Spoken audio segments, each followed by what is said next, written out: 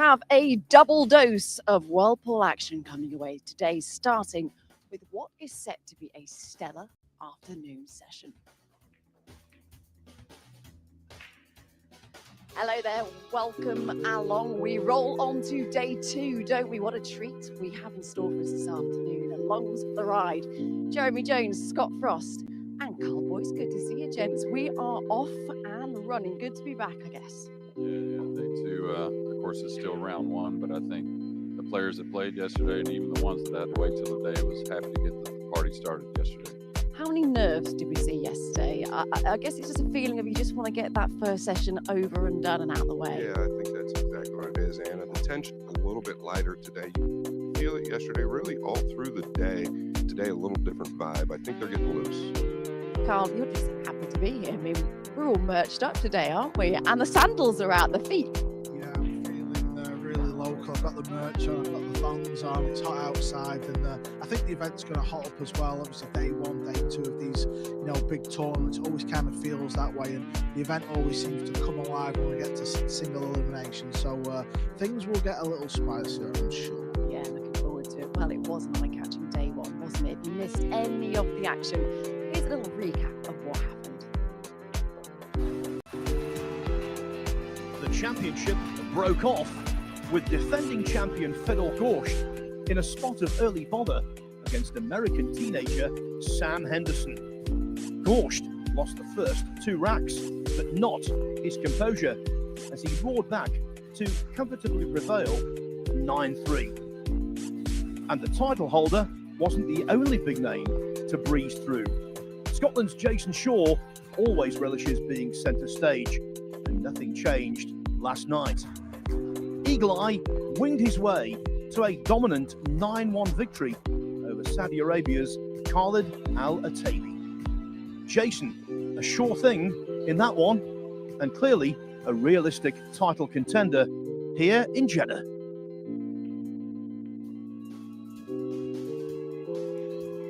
Well, let's just recap those results then from day one. And probably the headline result from that was that Shane Van Boning lost his first match. Wasn't the start that he'd hoped for, JJ. Him and F and Ray, as I'd say, but, these players come along, Tien's improved his game. A few things go the wrong way, he could certainly get beat. Now, Shane's got to win 2 in a row to qualify. Scott, we know Shane has that experience, 5-time US Open champ. How much will that stand him in good stead? Well, I had a front row seat to that match yesterday. I was up in comms with Phil, and Shane was down 3-0. Long Duck Tien had an 8-ball, missed the 8. Shane comes back, makes it 3-3, and I think it goes up 5-3. It's going to bother him a little bit. Obviously, one of the best ever lived, if not the best ever lived. I expect him to do well going forward. Yeah, SVB goes into the losers bracket. He's not out yet, but he's got to pick himself up. What do we need to see from him going forward? Listen, there's no one that's played more pool than SVB. He's a maniac on the pool table. Remember the Premier League where, it's such a brutal tournament in between the gap. Everyone was eating food and he was on the table in the corner hitting balls. That's what he'll be doing now somewhere, I'm sure of it. He'll have found a pool table somewhere. He'll be on the table. And listen, this format, it's not the end of the world if you lose your first match. You've just got to win 2 matches. Some tournaments, you may have to win 4s and 5s in the losers section. You just got to win 2, and it's just about getting your name in the hat. Better course. Yeah. Exactly, but it was good news for Fedor Gorst yesterday because he got his 2025 defence campaign off to a flying start. Bit of a nervy start, though, against Sam Henderson because he was 2-0 up. Took a few racks to settle. Yeah, Federer made a couple little mistakes those first 2 games, but then a huge unforced error that produced ball. Really, I think, turning the match around in rack 3. And like Federer said, the match was probably a little closer because the opportunities that Sam had than the score reflecting. But, Federer's got to be happy to move on and fairly unscathed. Yeah, I'm sure Sam will be kicking himself a little bit because there were a few missed opportunities for him. Yeah, for sure. Yeah, and I talked to Federer after the match was over. He was actually pleased the way he finished up, and I think we talk about it quite a bit. It's not how you start, it's how you finish. And he was happy with it. I think that's most important. Yeah, when you think of these young players, we actually alluded to it before the match, didn't we? Obviously, just 18 years of age, Sam, playing on the main table against Federer. It's quite funny, really. If he was playing, let's say, on one of the tables over there where it's not all the big bright lights, you can sort of like get through it a little easier. It's amazing what the difference is, Yeah, isn't it, on the you've big got the same stage. table, same balls, you've got your cue, but it just feels so different. But listen, he's 18 years of age, we'll see him again. A quick word on Jason Shaw because, well, he didn't even break a sweat, did he? Pretty breezy for him. Yeah, I think Jason will want to work on the break a little bit more. That was at least some match, but he was a huge favorite and he was feeling some things out, you know, probably trying to get his mental game going and get the timing of the stroke and move forward. Carl, how impressed were you with Jason yesterday? Yeah, I mean, listen, it wasn't the worst draw, no disrespect to his opponent, but he's got a feel of the table. But unlike Fedor last year, where he come through so many tight matches, Jason, you know, he's won his first match, but we're not really seeing what. Yeah, he's just. Well, one of the new additions to this tournament, which we spoke about yesterday, is, of course, the highest consecutive break and runs. $10,000 goes the winner of that. Let's just see how things are shaping up after day one. And it is Robbie Capito that is leading the way with 5. Joshua Filler, 3, so not far behind. But just to put it into a little bit of context as well, last year, the winner of this won with 5, JJ. Yeah, absolutely. And, you know, as the tournament moves on, you're going to ignore that break and run just because you have to. You're trying to win a bit of pride. You know, it's going to be pretty impressive from P1. Yeah, that's got to give you a bit of a day one being on 5 already. Yeah, and I think kind of like JJ just said, day number 1 is probably going to be the best day to break and run the table because of the way the balls are playing. The table's playing a little bit looser. It's going to get tighter as it goes forward. They're not going to pay much attention to the break and run. I hold Yet. to be honest with you. I think the 5 might actually hold. Yeah, I mean, obviously we know Eklund Catch got it with 5 last year. 5's a big number, especially in a race to 9. As the lad said, the table's going to get a little tougher. Detail there is, listen, it's not so much about the 5 break and runs. It's more like he's clearly breaking well, and you're going to need to break well to go deep in this event. All right, okay, well, let's see how today's play is shaping up, shall we? We have a couple of stellar sessions coming away this afternoon. 16 games going on in the first one, but we're going to focus on the main table. Table 1 in our first game. Last year's semi-finalist Johan Chua, one of 16 players in the Philippines taking part. Also, Aloysius Yapfresh winning his first match from Major at the UK Open this year. He's in action as well. And then later on this afternoon, we have AJ Manners, the young hotshot. He's also coming into play. JJ, who are you most looking forward to seeing this afternoon? Well, I mean, of course, Chewy, he's got some of the most charisma on the table. He's some of the most fun to watch. It doesn't matter who you are, you love watching him play. But I think it's the next match on the main table, the 2 youngsters from the Philippines and 2 guys that we're going to see for a long time trying to win big titles. Yeah, AJ Manners, there's a lot expected from him. He is a hot prospect that is coming through. And it's fair to say that I think over the years, we've seen a lot of Filipino players sort of break their name and make their name here at the World Championships. Is there a chance for Manners here? Oh, there's definitely a chance with Manners here. I was saying at the PLP over there in Bosnia that I think in 3 years he'll be on top, the best player in the world. That's my prediction, but it could start this week. AJ, just a straight up talent. Yeah, I think table 3, I've seen a match up there that I'm very intrigued with. Coping you. We've not even spoke about the Cole brothers. You know, he's won this title before. His brother's a US Open champion, and he's got a tough opening round against Badir Al-Awadi because, you know, he's not someone who's coping you, but he's beat a lot of the top players. That one could go close. There's a lot to like, isn't there, today? A lot to get stuck into. Well, the players are ready, so let's get it all started, shall we?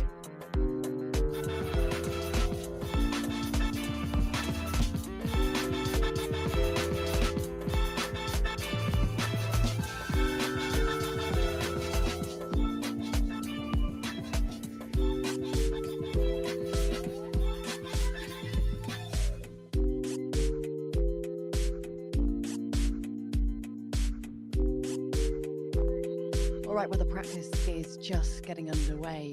What are you expecting to see from Chua? What are these moments like when you just start to get started, Scott? Yeah, well, you have Chua just coming from Dubai with the Night Shot Open. He was the winner there. Obviously confident. Everything he seems to be doing is just clicking, Carl. Yeah. And I think, you know, just the style of Johan Chua, the way he plays the game, nothing's going to change in that. He'll be looking at his opponent. I'm not saying he's going to be thinking, I've got a good draw here, but it'll be an opponent that he's not familiar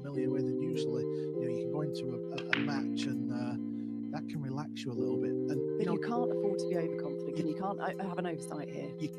And he won't, but usually you can tell from a player that you've not seen or not played after a couple of racks, can't you, Scott? Well, let's not forget that he just defeated Fedor in the finals in Dubai, right? Well, Fedor is our reigning champion And here, so that's how much pretty massive. how much confidence does that give you? I think it gives you a lot going in here, and I think it sends a message to a lot of the players. Yeah, winning tournaments and winning matches, there's nothing like it, because, you know, whatever situation you get faced with on the pool table, it all sort of comes a little bit easier.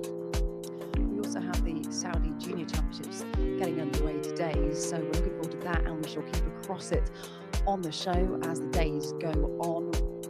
What are you expecting? Give us a prediction in this one. I think Chile's going to win, and I think he's going to win pretty comfortable.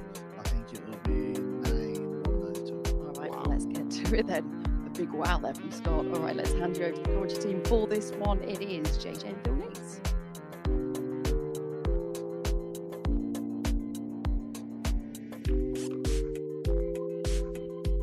First time ever, I agree with Carl Boyce. I think it is going to be 9-1, 9-2. It would need a massive performance from Mohamed Al-Balki to get this one won. Johan Chua, not just one of the best players in the game, but one of the most informed players in the game.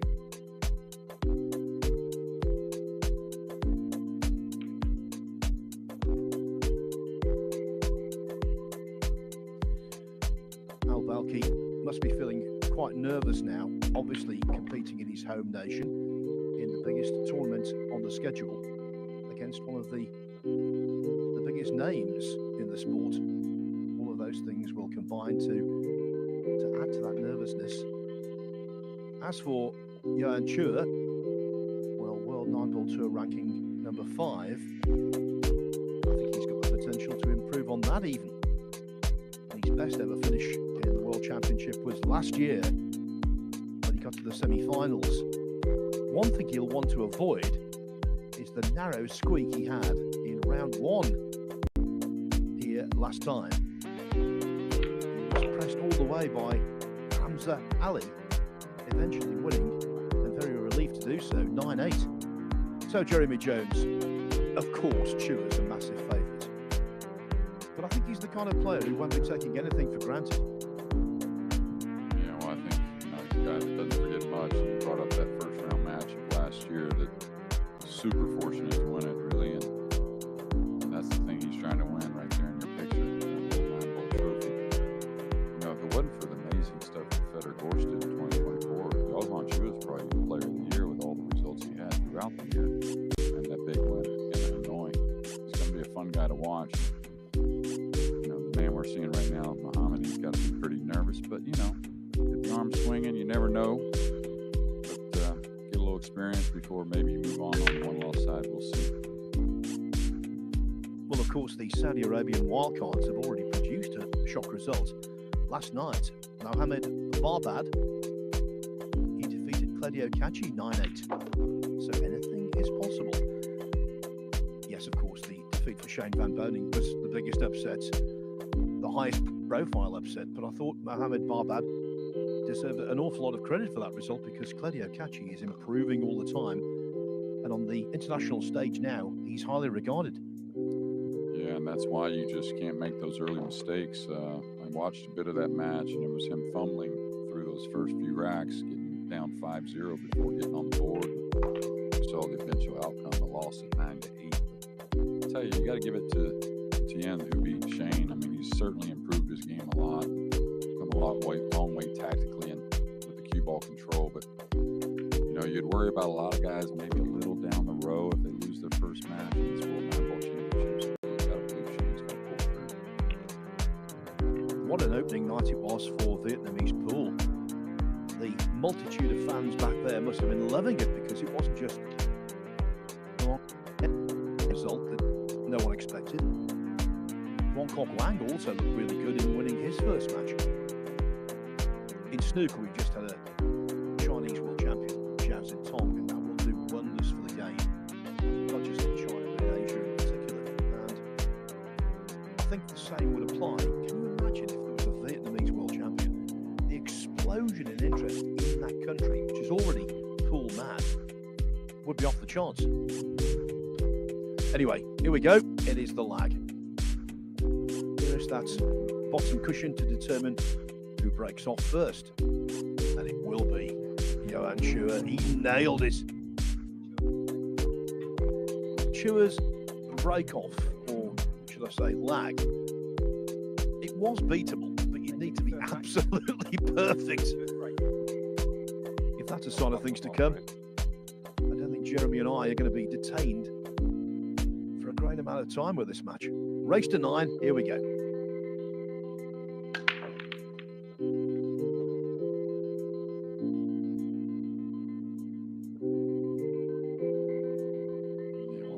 To start, I was going to say, if there's ever a time and a guy that can do it to beat that 5 racks that Robbie Capito put up last night to try and get that 10K bonus, I think this is the guy, the time to do it. He's a big favorite on a table that the pocket's going to play a hair easier. He's played on the slick table quite a bit in the last 18 months, so we'll have to see if he can maybe threaten that later in the match.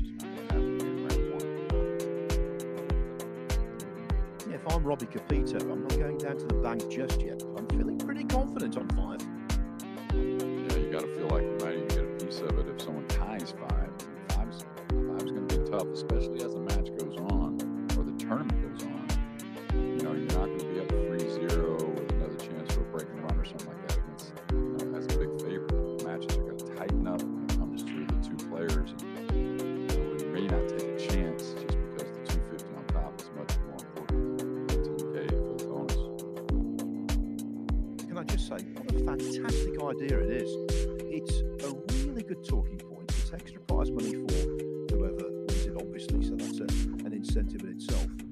It was, I think, what pool needed. In snooker, you've always had the high break prize, and that's a constant narrative. And I think this is really good. Whoever thought of it deserves a good pat on the back as we see Chua go airborne.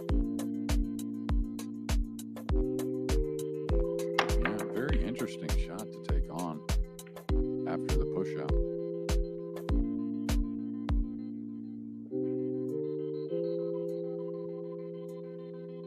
Probably the jump cue here as well.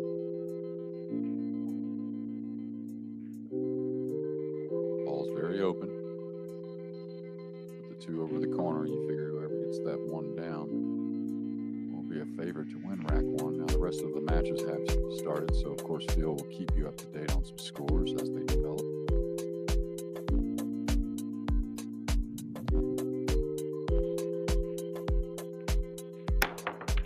Great camera angle. Oh, and a great opening, is it? The 9 is on the precipice. How did that stay out? That's literally a fraction of a millimetre from dropping. I'm sure it'll drop now. Yeah, you really couldn't hit it any better, it seemed. And had to draw the cue ball with the jump shot to play the Karen. An easy combination to get on the board for Chua. They are the sort you like. You might have seen there the 1 going in after the 9. That's no problem. Perfectly permitted.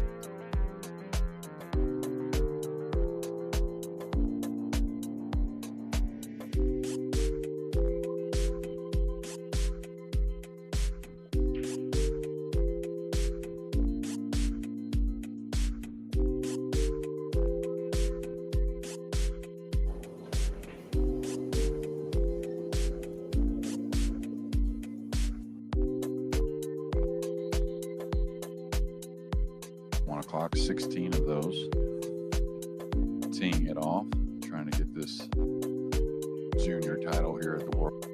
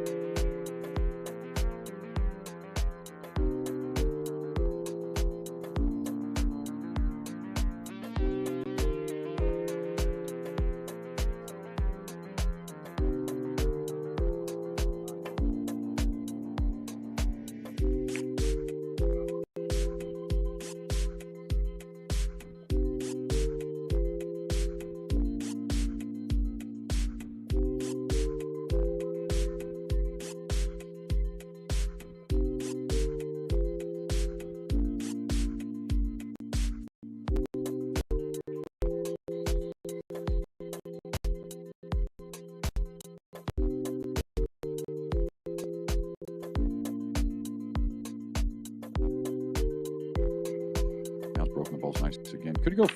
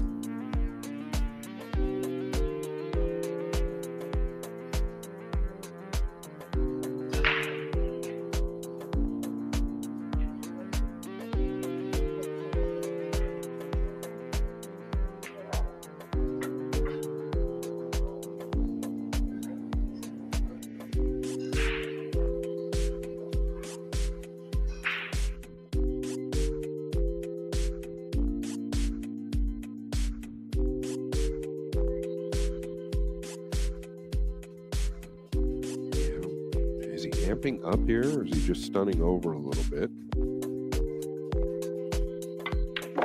There's nobody better in the game than SVB with the power. I think about 90% of the field would have just stunned over for the side pocket, but not Shane Van Boning.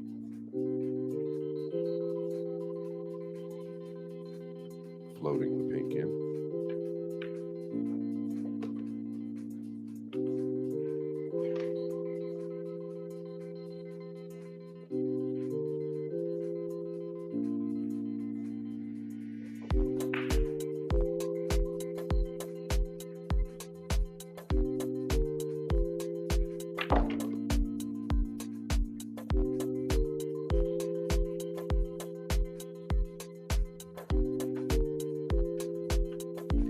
So, Scott, is the power, apart from the fact he's got immense skill, is that tied to the fact he uses quite a heavy cue?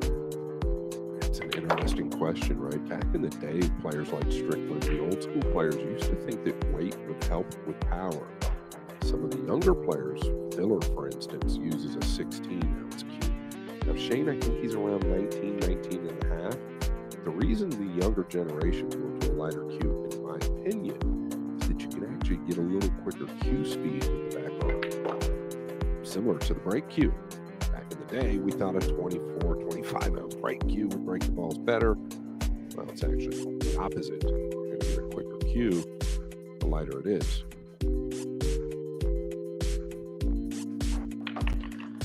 SVB led 2-0. Now this is a formality to go back to in front at 5-3. Just what he needed to alleviate some of the pressure. Now David Al-Qaidi, another veteran with a great CV, he's 5-2 up on Mashari Al-Azhar. Khalid Al-Atabi from Saudi Arabia, 4-3 up on Koping Han.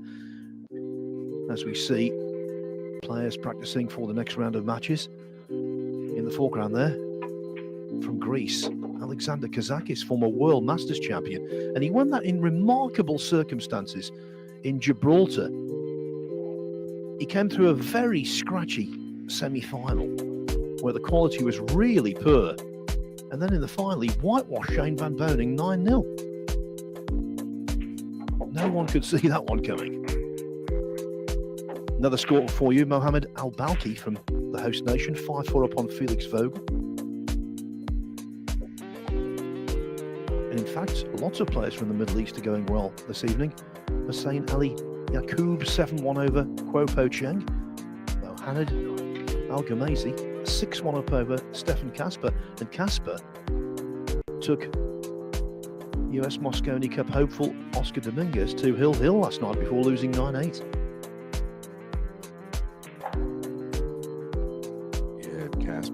Up 8-6 in that match. So Oscar told me earlier he really came with it to win that match versus Casper. SVB finally, Phil, gets a look at the blue too. Things are looking up.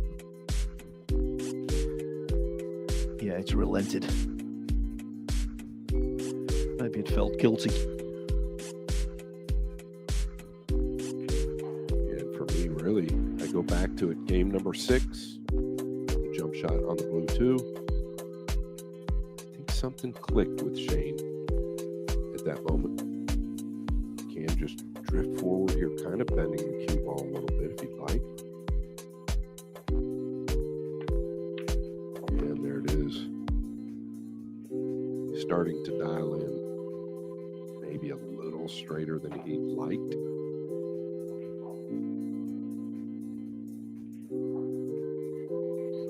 Evaluating, possibly going forward around the 5.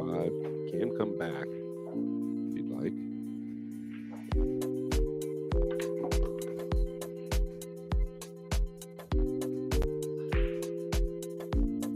He is such a perfectionist, Phil.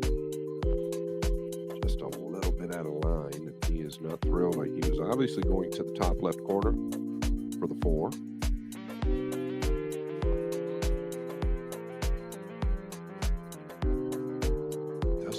Have to contest with the 6 and 8.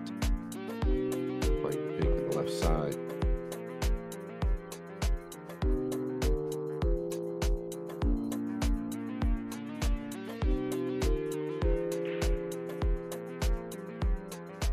He is going to commit to the corner.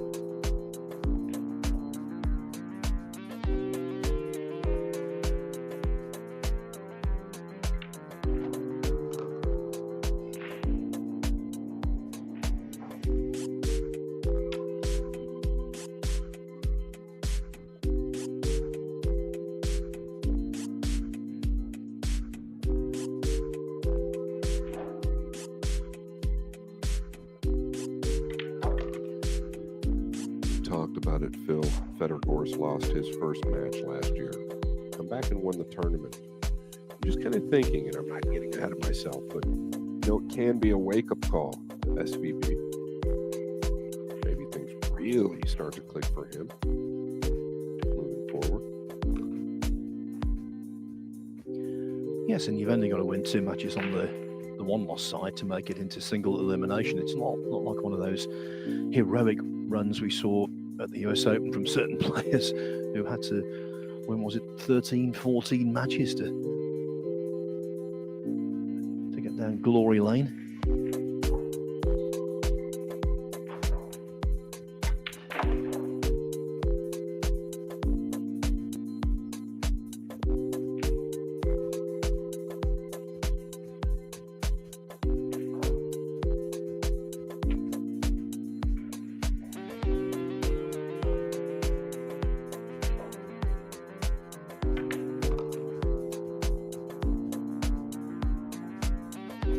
This is more like the real Shane Van Boening.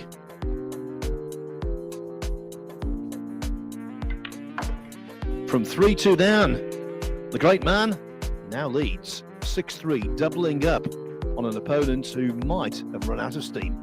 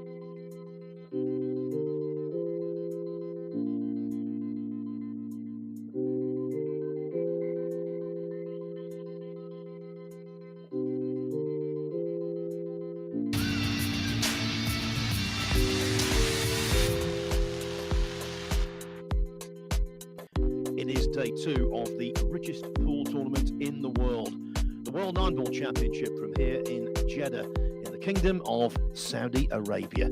So many big names involved today, and there are a few bigger than Shane Van Boening, who, having fallen 3-2 behind against Rogelio Sotero, is now 6-3 in front, breaking off in rack 10 and feeling a whole lot better.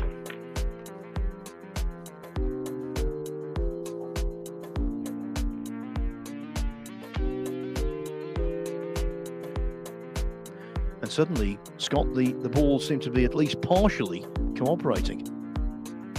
Yeah, something I noticed though, you see the speed at which the one's going in. It's not rifling into the side, so he's taken some pace off the break. Maybe he went to school watching Sotero break, which isn't the end of the world.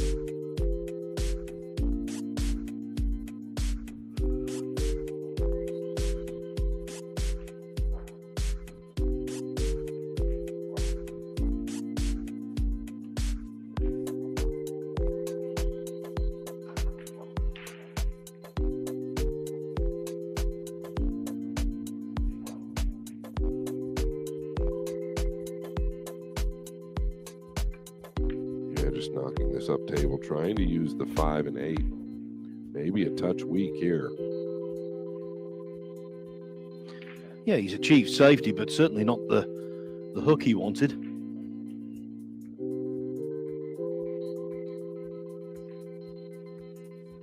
Must quickly tell you, Seo Sioa is hardly putting a foot wrong. She's hardly missing a ball, and she now leads JJ Fall 7-3.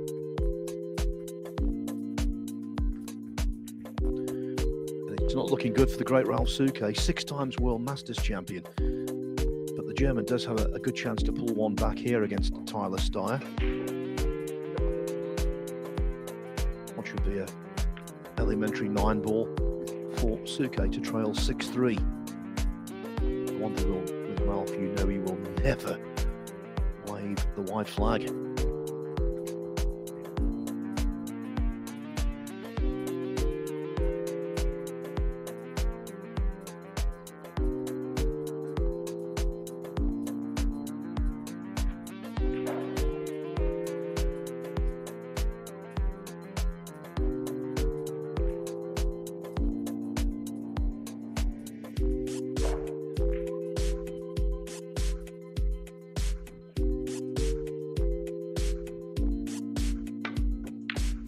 Just framing it. Can't blame him there. Just hoping for something good to happen.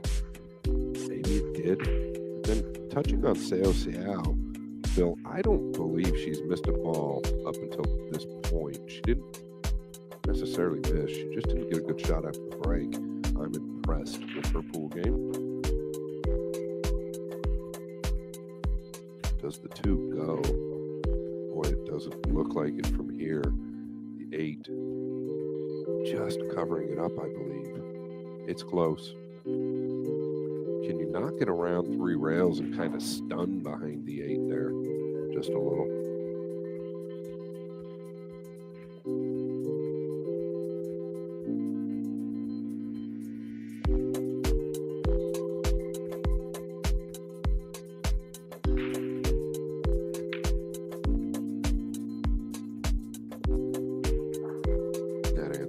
Question.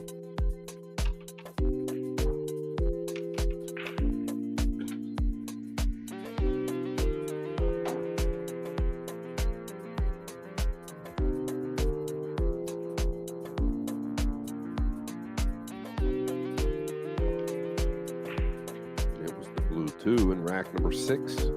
Shane jumped in. Really kind of changed everything. He was trailing 3 games to 2 at that point.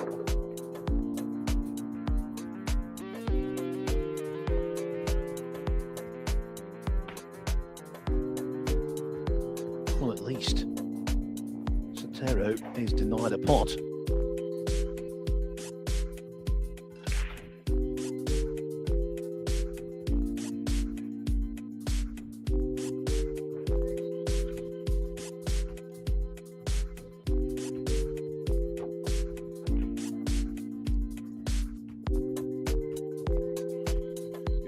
to get too cute here. I think you're just not going to pass the 3, maybe use the second rail.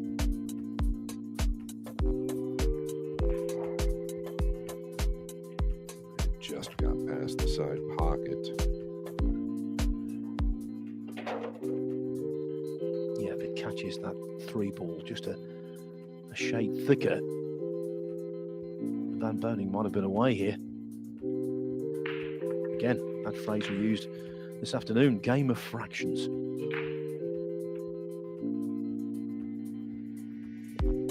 Does he go all out here, playing the cross corner to the lower left? He's leveled out. Can he?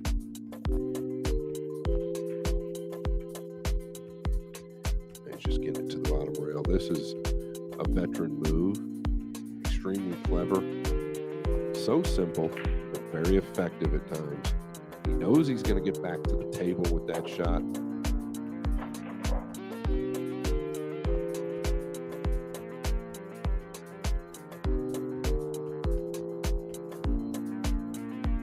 Seao 8-3 lead. Just played a great combination.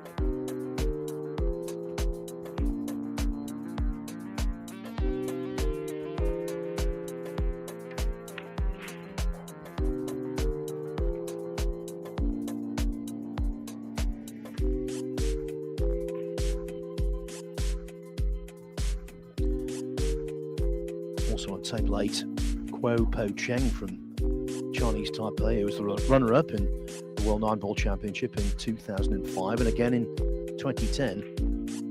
He was 8-1 down to Hussein Ali Yaqub. It's now 8-2.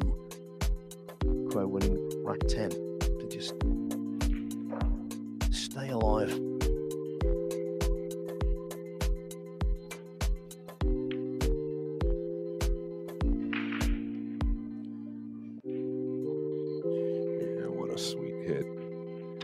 In the day, these guys would try to kick that in. The younger generation now goes into that ball heavy one rail to create distance. That's what he played there. What happens with a high cue ball when you go into the 2 from that distance is the cue ball kind of just sticks, almost like a low ball. If you catch it full enough, 2 will get away like this, and a lot of good things can happen. Forced go to the air. Sotero.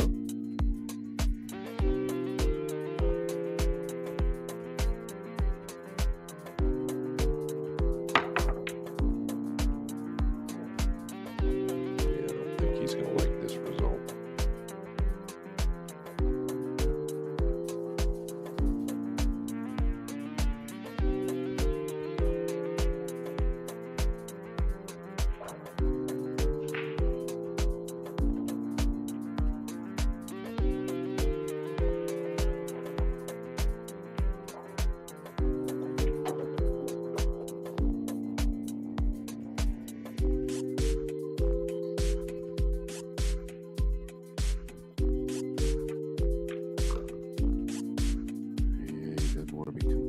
Straight on this 3.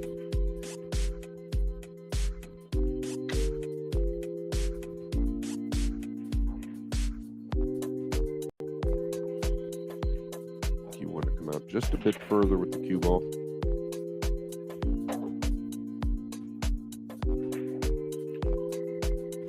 We always equate SVB to playing great.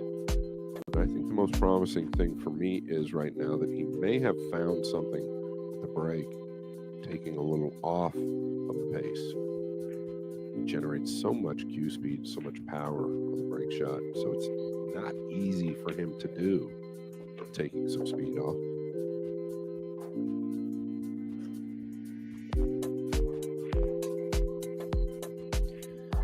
And where he was forced to leave the cue ball, this is not an easy pot, let alone with shape attached.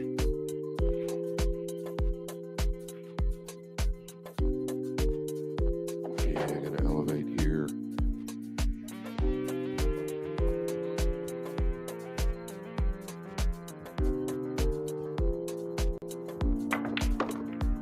Directly into the 7. I thought he was actually trying to go past the 7, but he directly into it by design, but I don't know if he's come up with a shot here.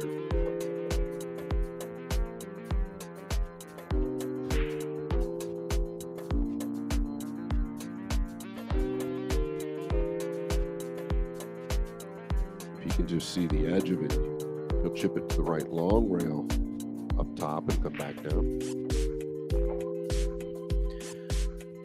Split screen because Seo Sioa has got 3 balls to knock in to win the match. And what a performance it's been. Absolute class.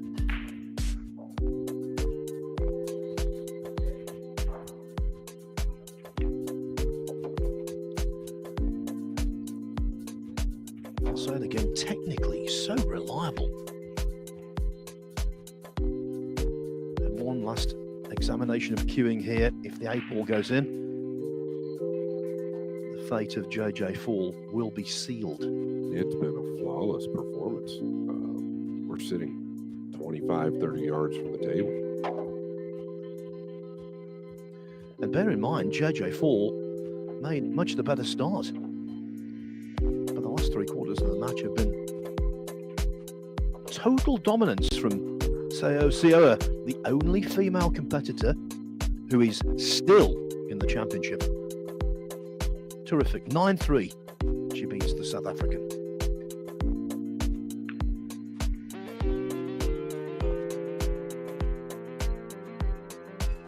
Here, Rogelio Sotero refusing to go down at least without a fight. There is a $10,000 bonus for the break and run. She is holding her finger. At some point, we'll get an update on how many racks she broke and ran.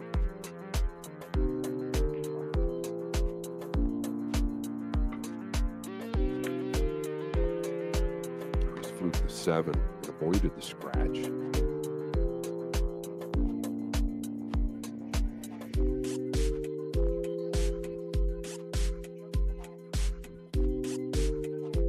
Oftentimes when you come behind the ball like that, the scratch is real big. You want to catch it a little thicker from the backside. 9, a big ball here. There's a reward if he decides to cut it. Green 6 down here in the lower right.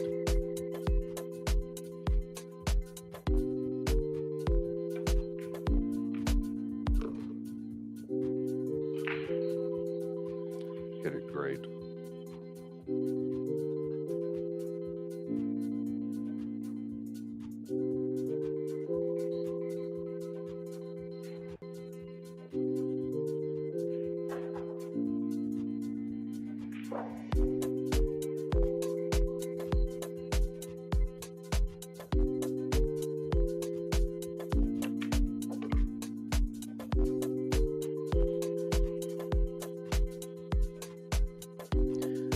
I think it's fair to say when he was 3-2 down, it was a minor scare.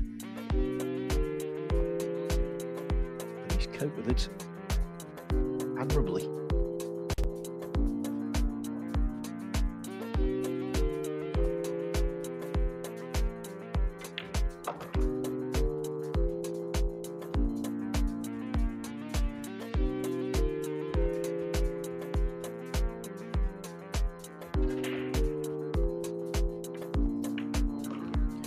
That is 5 racks in succession for Shane Van Boning.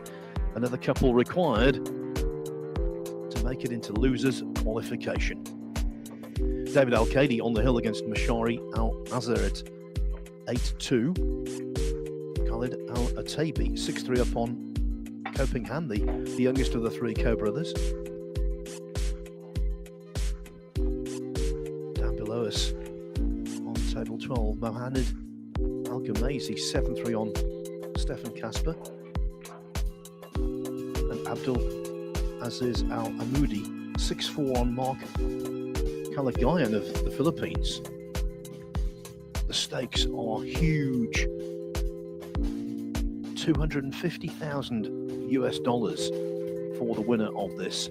That's a quarter share of the total prize pool of $1 million US. And if you make it into losers qualification, you're on 2,000, and that's the aim of all of the players involved this evening. Or the immediate aim. The ultimate aim is to get that $250,000.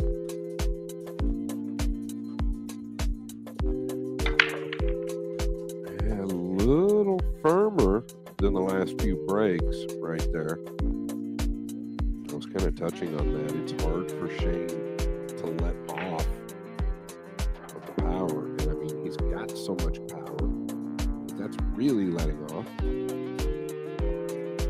Finding the timing, not always straightforward.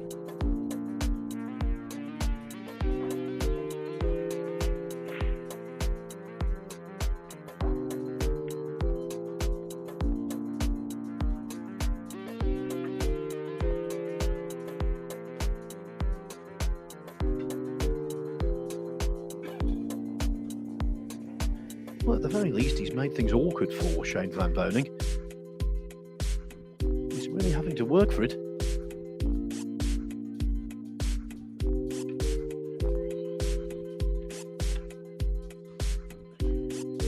Yeah, so I think he'd like to catch the second rail pretty good here. Keep on tracking down towards the purple and brown. Let's just kick it straight in.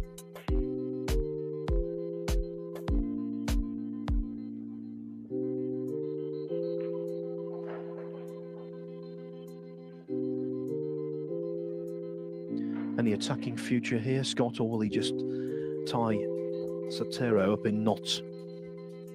Yeah, you feel like he wants to attack after kicking that ball in. I don't see it happening. Could go with the 9, I guess. I don't really see that happening either.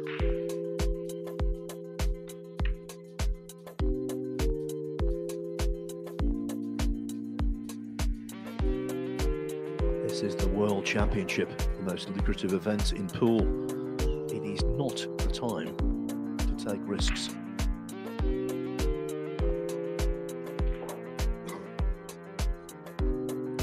Tyler Steyer on the hill against Ralph Souquet, 8-3. Konrad Jajushin on the hill against fellow countryman Matthias Nigotsky, 8-5.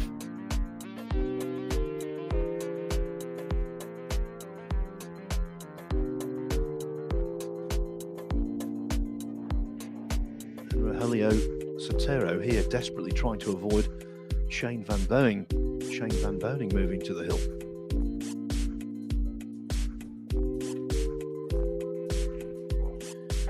One winner, David Al-Kadi, 9-2 over Mashari Al-Azhar.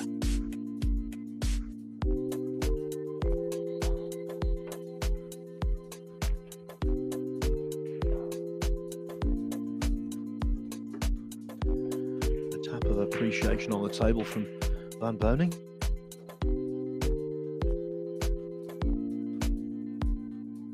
He's been doing a lot of tapping for a 7-3 lead.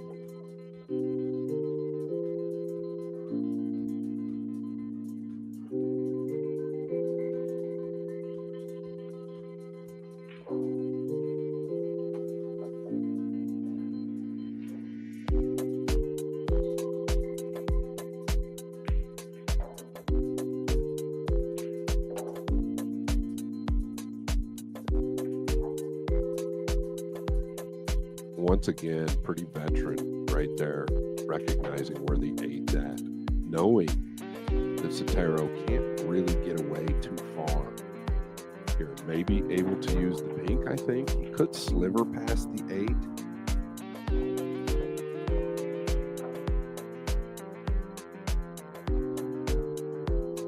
Kilo kind of walked to the right a little bit there. That might get it done. At least force SVB to go to a second rail.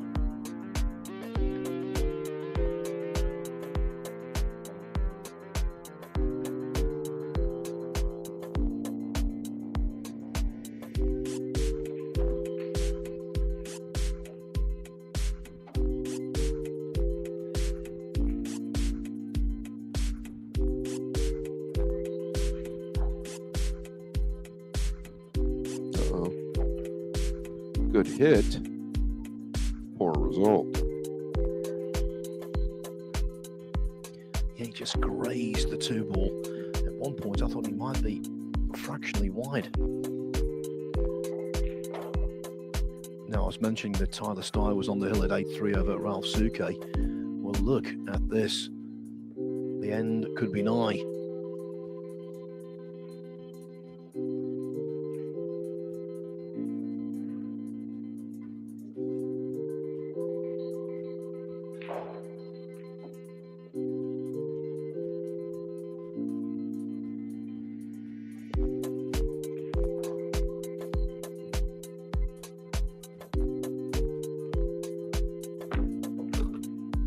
Just feel like Tyler played a real good set here.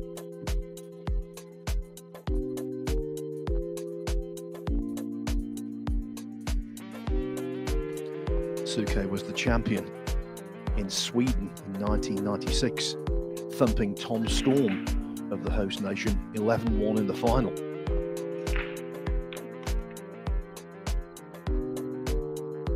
"29 years later, there will be no repeat."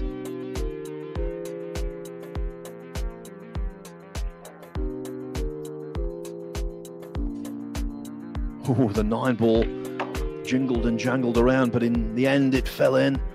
And Tyler Steyer, who has, of course, his mind on capturing this title, but also earning significant ranking points to regain his place in the US Mosconi Cup side, he must be delighted with that scoreline, because Suke, okay, he is very much a veteran, but he remains a force to be reckoned with.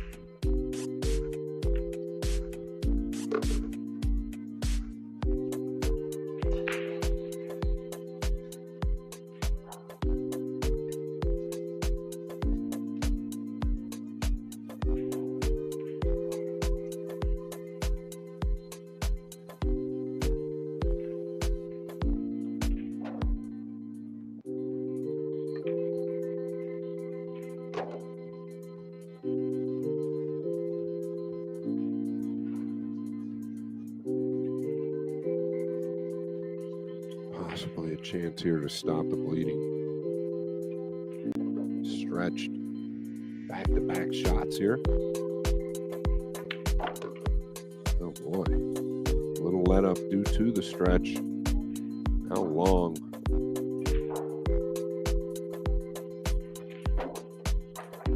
Importance on making the 8 versus position on the 9.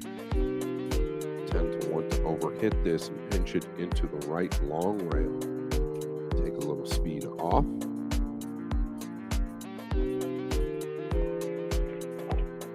Going back a foot or two would be okay if you can ensure the make here. Very well struck. He's one of those strange players. Yes, he is prone to movement on shots, but not all the time.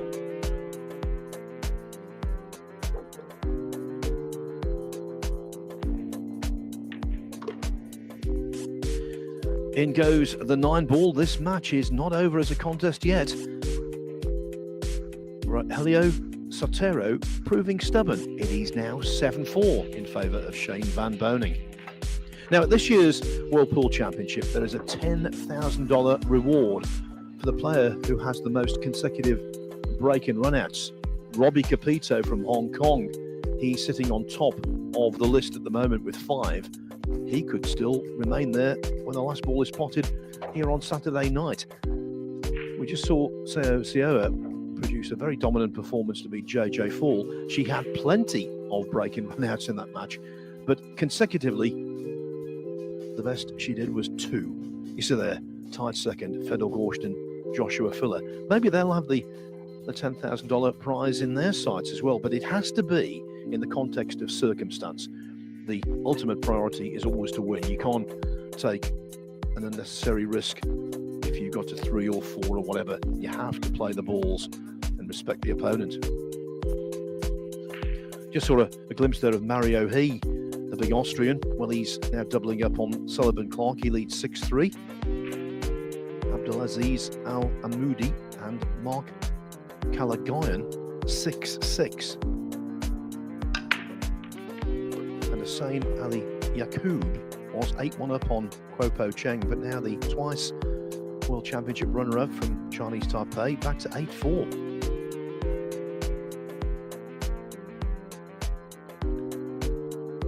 Yeah, back to Robbie Capito with the 5 racks consecutively ran.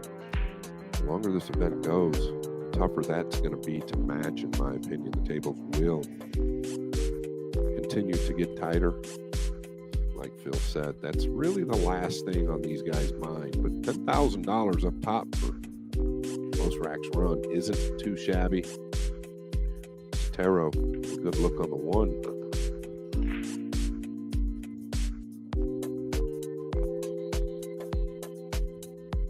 There's a nice window just coming 1 rail up, maybe a touch from outside. Between the 7 and 8. Just keep your distance instead of trying to get cute. And it looks like he's digging into this now.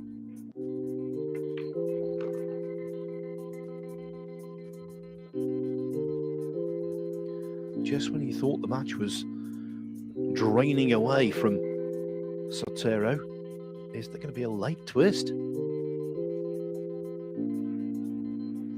He's got work to do. 4 to the 6.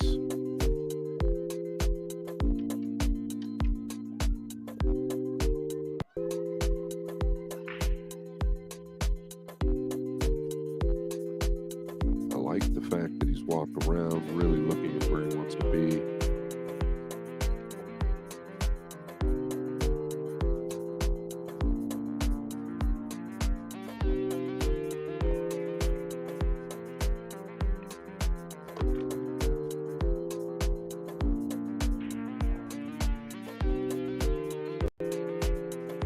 A little tricky here.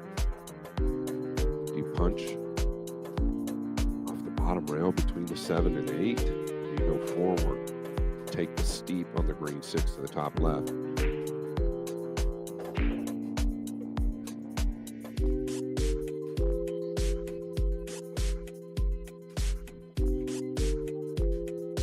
Probably could have used a bit more angle here. If you want to go between the 7 and 8.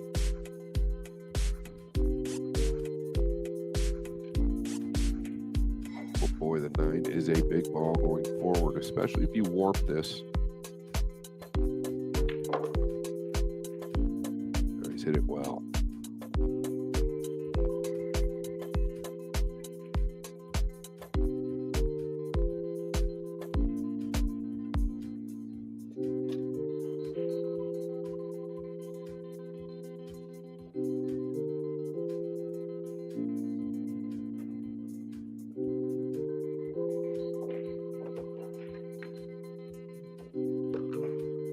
Great look there.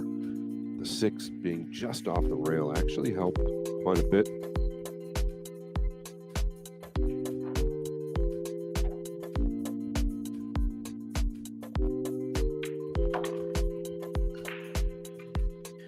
Well, in terms of pure potting, he's not made a great amount of mistakes. And he's showing real resilience here.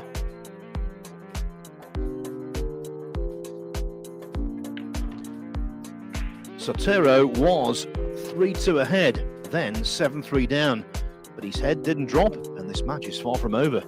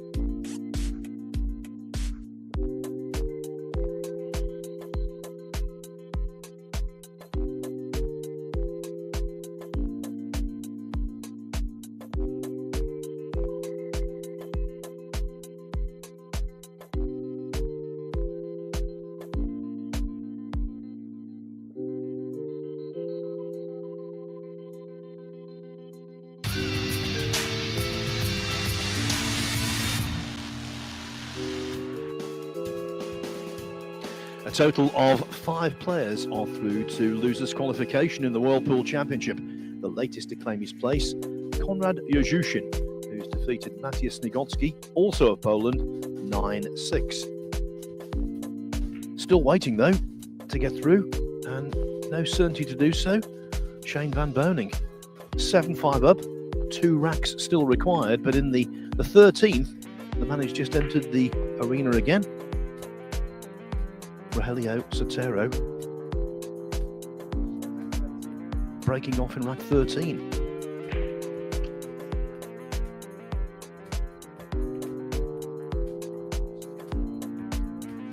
On a comeback underway on table 8, Hussein Ali Yaqub was 8-1 up on Kuo Po Cheng. Now it's 8-5.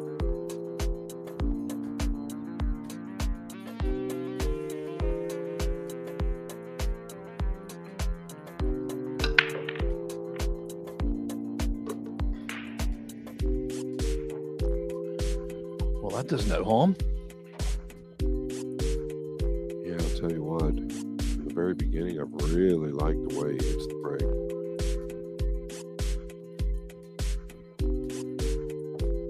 It is tough to tell. It's tough for him. It's very tough for us. If you can get this down. Ben Taylor Fuentes right behind him. One of the greats in the referee game.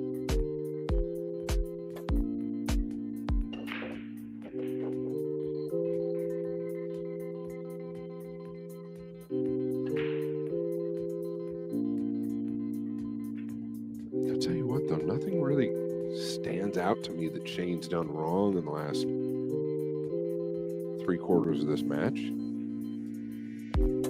So credit to Sotero for holding his own.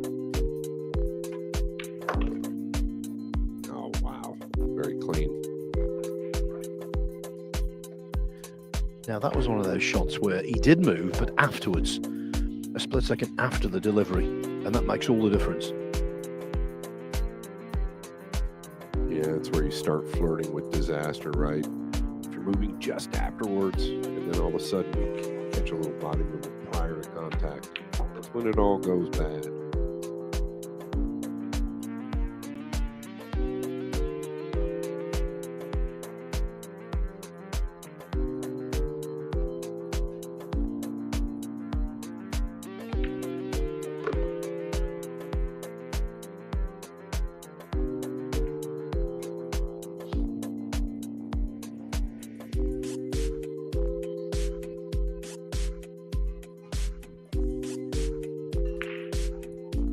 Kind of hard to wrap your head around, in my opinion, but he's going to be 1 game away here if he clears this and breaking. Oh, and I got him, Phil. He was stretching, but that was the biggest blunder of the match from both players. Yeah, just off balance, wasn't he, when he delivered the cue? Yeah, you can never expect him to miss that, especially how good he's really performed.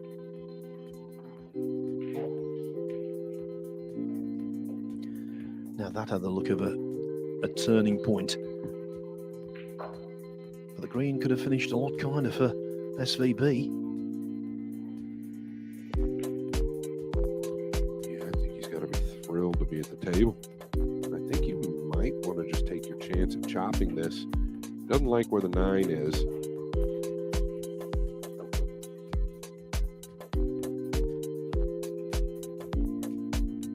All right, he's playing percentages. Looks like he might be bringing the 6 back down table. Hard to argue with this hit here.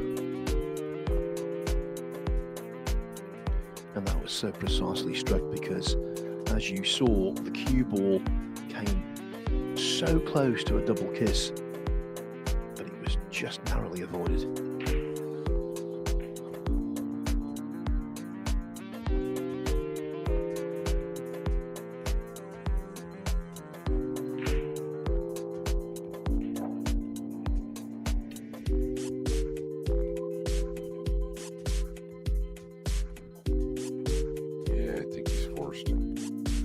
left side of the table here.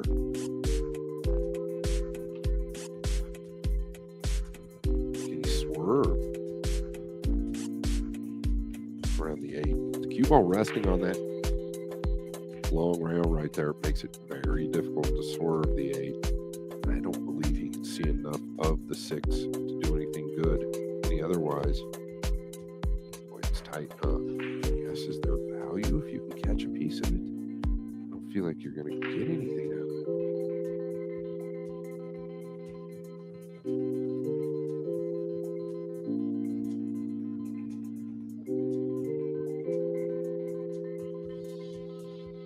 Now, if you swerve and you can catch the 6 just a touch thicker, then maybe you can use the 7 and 9. Kind of like you're sending the 6 up towards the 8. Softly. He's leveled out so you can see more of it than I think. Well, this is what I was afraid of. If that's all you could see of the 6, I didn't feel like you could get away from it. It's always going to lay in front of the lower right corner.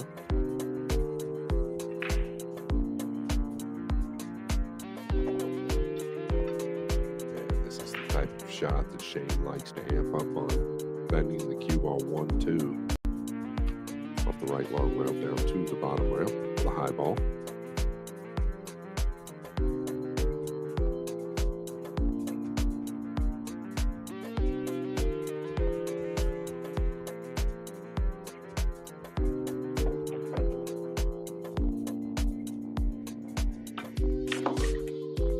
And there is the bend. What a great shot from SVB. Great call from Scott Frost. And now he's been a little delayed. But I think Shane Van Boening about to climb onto the hill.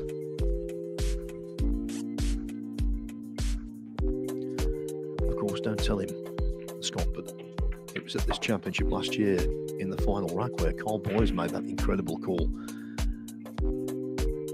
predicting that Eklund Kachi was going to scratch on that safety, which he did. He was walking around like a Cheshire cat afterwards.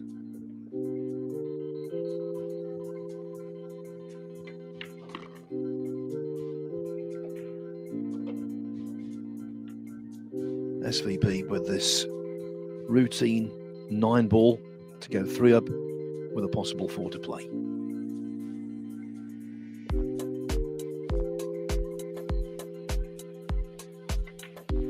Oh, the luxury of breathing space for the 2022 champion. He leads 8-5, but I tell you what, he's been around, he's been all over the world, he's seen so many pool matches. There is no chance, Scott Frost, of any complacency creeping in. Oh, and you almost got to say he got a little fortunate. Sotero missing the 6 that he really never supposed to miss in this rack. Yes, he was stretched. 6 really in the corner pocket, so breathing is a luxury for SVB.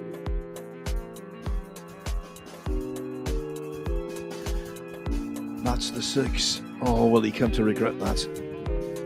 Mind you, the 6 to 7 shape shot from SVB. That was pure class and very characteristic, as Scott explained, of the way he plays. That's a shot that he loves to produce.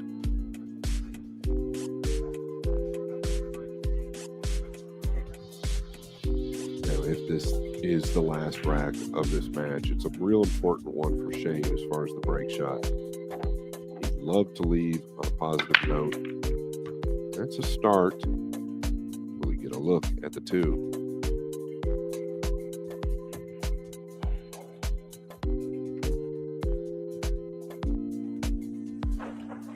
And got the kiss off the green 6. I do not believe he's going to have any type of a look. He shines in the rollout department. It bugs him, Phil, not getting a look at the 2. It always seems to really irk him. A little bit more than other players. Yes, and especially on the hill.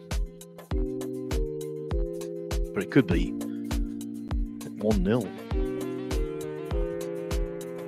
does get under his skin. But of course in this game, and it's very easy for me to say this, in this game it's all about acceptance of how the balls fall. Yeah, well, I think that's what the World Nine-Ball Tour has done, right? You have to accept that you're not always going to get a look at the two. Be thrilled to get the one down and then play from there. Tell you what, though, there's not going to be too many times if Shane Van Bonen rolls out against me that I give it back. So he's always got something up his sleeve.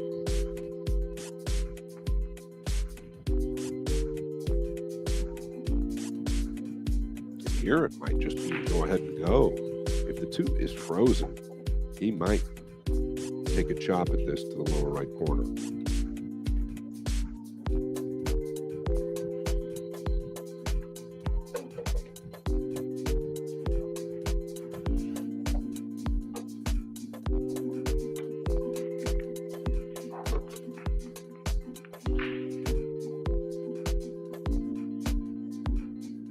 Well, he deserved a kiss, and he got 2 beneficial kisses. So now, the road appears to be clear to victory. Yeah, that's really a good example as to why you don't want to give it back to SVB.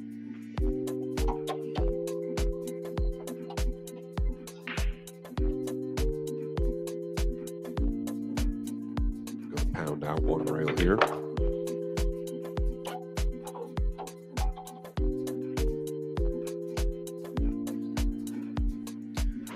Well, I'm sure the neutrals will be delighted if he does come through, because of his extraordinary list of achievements. There is so much gravitas around Shane Van Bonen, and when he stays in a tournament and goes deep, he's got that aura. Beaten in the last 16 of this last year by Wojciech Szewczyk.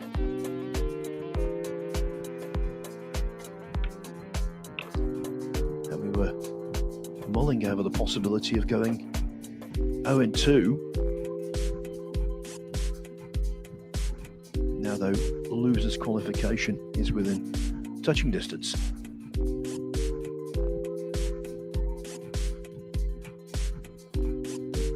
Yeah, just 4 balls away. And I really think if you're SVB, you've got to be pretty happy about the performance in the last half of the match, without a doubt. I don't really remember any glaring errors. Coming all the way out the side pocket.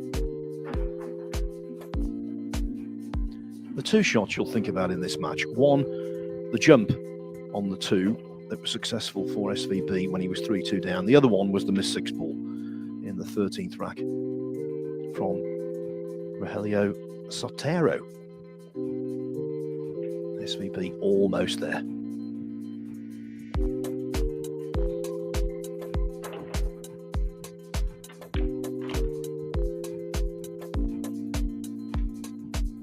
You know, there have been a total of 8 American victories in this World 9-Ball Championship. Will Shane Van Bonen make it 9? Well, you've got to be in it to win it.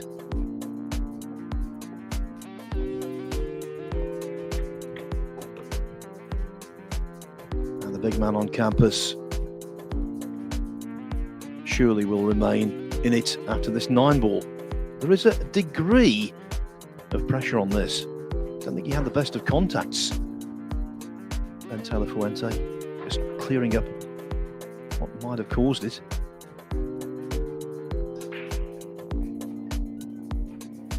But he spotted thousands of 9-balls of this ilk.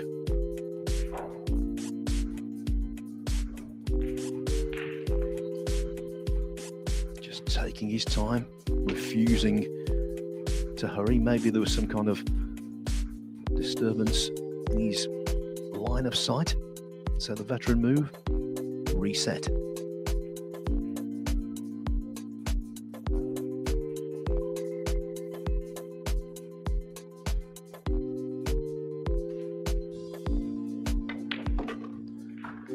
Shane Van Boening. His prevailing emotion will be one of relief.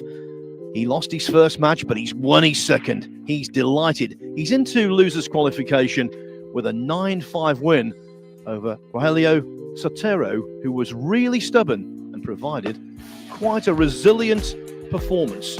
Shane Van Boening, though, advances. He could still lift this trophy.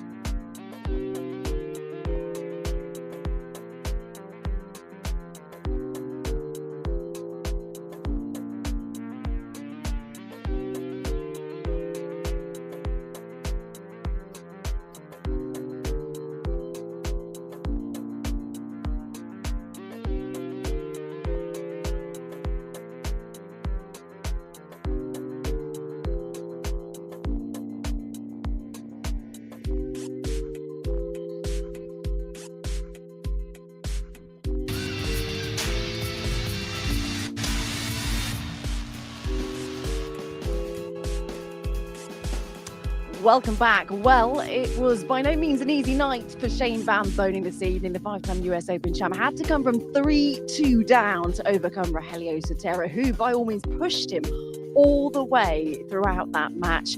But it is a 9-5 victory for SVP. His experience prevailed, and he is now through to the losers qualification. JJ, just get stuck into that, because like I just said there, his experience prevailed, but it's just pushed him, didn't he? His stock certainly rose in defeat there. Yeah, absolutely. If you looked at those numbers they just showed, I mean, there wasn't much difference between the two. So a lot of times that's just who gets the shot after the break a bit more, who maybe gets a fortunate roll at the right time. Of course, Scott told us about the jump shot he made at a key moment to get Shane going, and he made a nice finish there at the end. Yeah, there were a few nervy moments throughout that match for SVB. No doubt that 3-2 down and having to come behind to take the match. I mean, you're going to learn from that. Yeah, definitely. You know, obviously his opponent there, he lost 9-5 to Dennis Gray in round one. He's won 5 reps there. So obviously it's a tough match. That's what we know. Filipino flag, they can all play. There's loads of them over there who are really good at pool.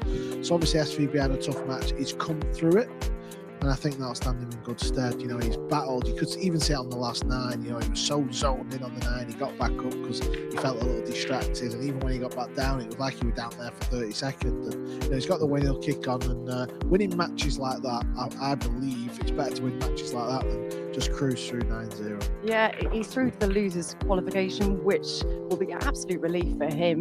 From yesterday, from that last, you saw him on the practice table non-stop from yesterday until today. What's he going to be doing, do you think? More of the same between now and tomorrow? Yeah, I mean, he knows he's a guy that needs his rest, of course, like all of us. He's getting a little more up there, and he's an early riser, generally 6 a.m. He's going to be up. It's just that kind of guy. And yeah, but he'll be right in trying to win that match to qualify.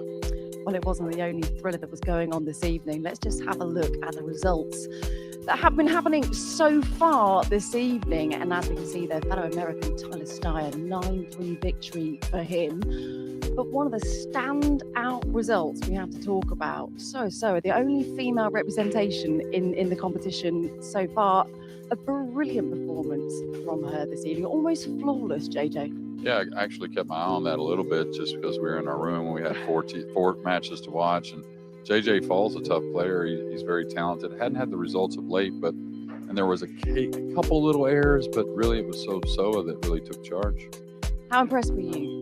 Listen, she's a brilliant player. She's the only female in the tournament. She was in Indonesia right before this event, playing in a big ladies tournament. She took the title. She won that event. She's coming in with loads of confidence, and in some ways she's got nothing to lose because obviously she's the only female. But listen, she's a serious player, and anyone in the field who's got to play Soa, you're going to be thinking, I could do without this, because she's a very good cueist, as we can see here, looking at the replays. And also so composed as well. Yeah, and she's a competitor. Listen, she wins a lot of the big ladies events, so she's a winner, and that's the difference. She could be a little handful. I'm interested to see how she gets on. Yeah, exactly. Yeah, and she, I remember a couple of years ago she beat Earl, and if you can fade that storm, and you can hold up anywhere, really. What did you make of Tyler Steyer's performance in Ralph Suke this evening? Well, I didn't get to watch the loss, and of course Loho some.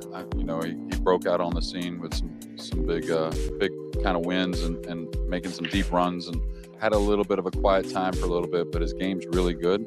But to have the score line that he had against Loho some, bad defeat, you figured that Tyler made some mistakes, but he really recovered here in the big win tonight. Yeah, we've got Perez Labusis up next against Great Britain's Elliot Sanderson. What are you looking to see in that one? Yeah, Labutus, he's Mr. Consistent over the last couple of seasons on tour. He's not sort of won the big events, but he's knocked on the door. He's been to the final of the Derby City Classic, lost to Joshua Phil, he's been to semis of the Open events. Is it his week? Is it his time? Tough match against the lefty, Elliot Sanderson, very talented player. He's yet to kind of break onto the scene as well, so it's a tough one to call, this one. JJ, what do you think it's going to come down to? Well, it's going to be some crucial shots. Two guys that can come with a shot. A little bit different styles between the two, but who can hold their composure a little bit. He fell behind in that first match against another lefty when Antoine. On the big stage under bright lights, not an easy thing to do at all, as we've seen. No, not at all. And he made a heck of a comeback, only to lose on the hill. So I kind of like who gets the lead. I know that sounds kind of like obvious, but in this kind of match that late in the night could be very big. Yeah, more so Elliot Sanderson, because he's a phenomenal frontman. It doesn't matter who he's playing. If he's losing and you sort of get into his head a little bit, you feel like you've got the better of him. But if he gets 2-3, 1 up, 4-1 up, he can blow you away in no time. It could be as much of a psychological game as it could be out there this evening. All right, well, the players are ready, so let's get to it then, shall we?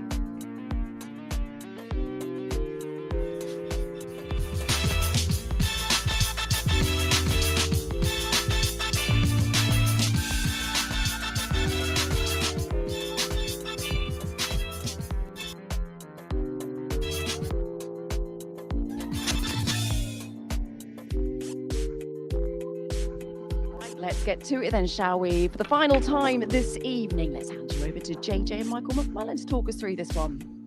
Cheers, Anna. And next up, we have two players who have had their best moments in the game on the World 9-Ball Tour over the last few years, particularly the man in your picture there, Pius Labutas, one of the fastest rising stars of the last 2 or 3 seasons from Lithuania, where he is still based in the capital city of Vilnius. And he's moved all the way up to number 15 in the world rankings. At the start of 2024, he wasn't even in the top 40. But he's continued his steady improvement and recently won his first ranking title He'll go into this match, I think, as a firm favourite against Elliot Sanderson, but he's another player who's been improving, as I said, over the last couple of years. Not at anything like the level, you have to say, yet, of Labutus. Sanderson, number 57 in the world, but even that is significant improvement, because at the beginning of last year, he hadn't made it into the top 80 yet, so he's come a long way in a relatively short time.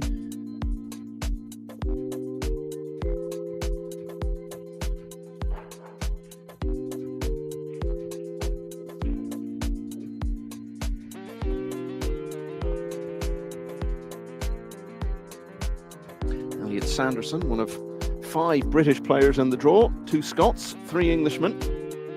And he had a very good World Championship last year. He was only 1 rack away from getting through to the last 16.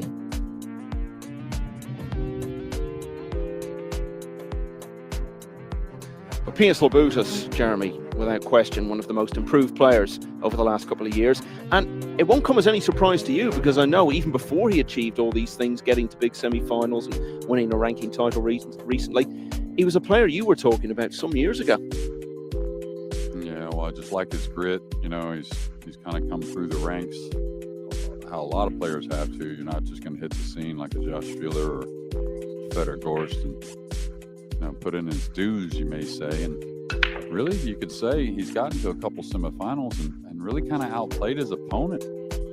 Think of the Spanish Open a couple years ago that really comes to mind, that I felt like he was the class with that Final Four. And it didn't work out for him, of course, but he will be knocking on the door. Lost a tough one in the first round, 9-8. Was down 8-4 to win Antoine. Got it back 8-8. Not sure exactly what happened in the case game, but nevertheless, he's on the one-loss side.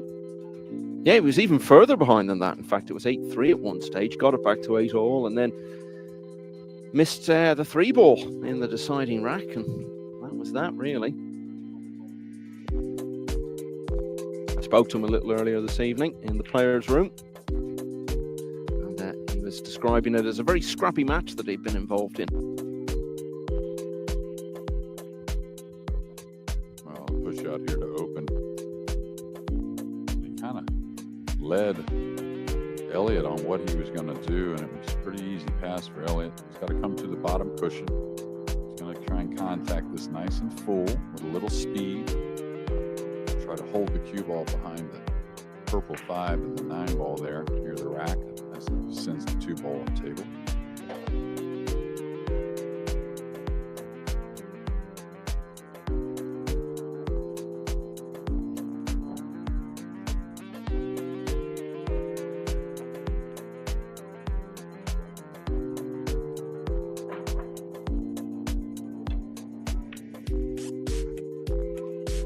Beautifully executed there. The slick table allows you to hold that ball when the object ball's a little further off that bottom cushion. Maybe something Elliott didn't realize was as doable.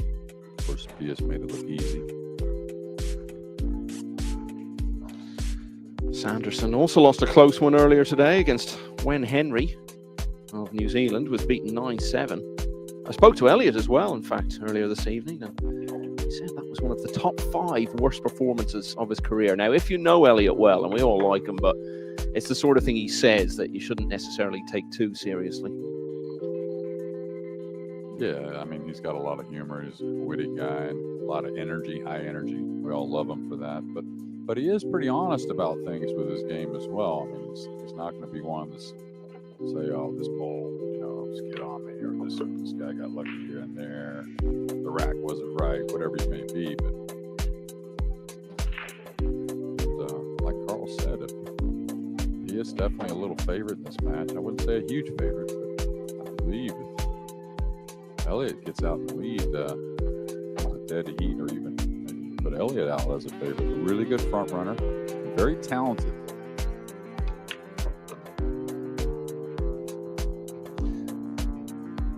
He is a Yorkshireman, comes from Barnsley, and actually worked in the civil service till a couple of years ago when he decided to pack that in, move a couple of 100 miles north to Glasgow, and become full-time in the game. Now, only he could really tell you whether or not that's led to the sort of improvement that he might have hoped for. But one thing we can definitely say, Jeremy, he has improved since then, significantly. absolutely. He's got a great support group there. Beautiful pool room where they play the Scottish Open every year, and WNT event that you'll see a very, very quality class field right there as a warm-up to the UK Open. Big shot here to start on the 6th, not only to get on the board, because he should clean up if he gets this one down, but just that confidence after you said, you know, a poor performance in his first, to even knock these types of balls in early can go a long ways.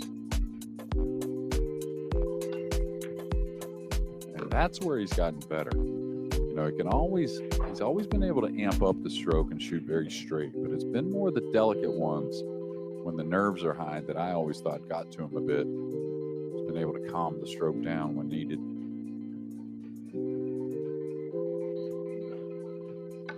We always talk about lefties. Seems like they're always fun to watch, but I think fun to watch because they always seem so naturally gifted. I think someday someone's going to do a university thesis on why that is, because it's across all sports, isn't it? As we've discussed in the past, particularly things like tennis and golf and various cue sports. And believe it or not, I was a tennis player, Michael, in high school. And McEnroe was, of course, one that I just couldn't stop watching for other reasons besides the stroke as well. A little flair here and there. But a nice solid out here after kicking the 2-ball in. And this was happening in 9-ball pools sometimes. Perfect shot by Pius Labutis, but then a little topper there from the shouter. Yeah, as I said, Sanderson had a good World Championship campaign last year. He had a couple of hills early on, one of which was against Mustafa Alnar, and he was just studying one particular shot right towards the end of the match for what seemed like an eternity.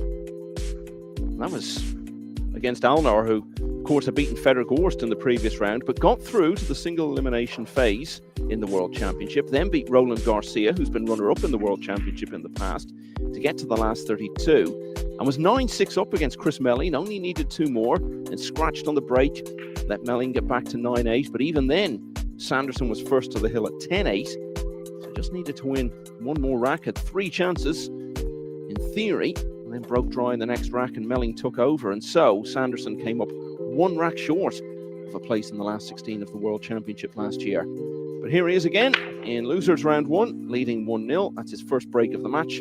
Tell us about his breaking technique, Jeremy. Not the hit he wanted. A little thick, it looked like on the one. A nice spread. He gets a lot of energy into the rack. But yeah, definitely thick. You see he drew the cue ball 1 row past the side. These players, when they're cutting this 1 ball, trying to pocket it in the middle, they're really trying to zigzag the cue ball back across the racking area. That's why we see some golden breaks at times. Now Shadi has offered to play a simple safety, but the pocket is open and he can go forward to get position on the blue 2 for the right middle. And I think it was me and you, Michael, right here watching that match last year against Alnar. And at that time, I think Alnar beat Filler a match in another tournament. So Alnar was definitely in stroke. Yeah, we went out to watch it. Sitting and watching all these matches in the booth just isn't enough for us, Jeremy. We've got to go and look for more of our pool fix when we're off duty. Well, like a lot of the guys on tour, I really can't think of any otherwise. We truly like these guys. He is a great guy, a little quieter, but Elliot gives us a little more energy, but he's a great, great guy also.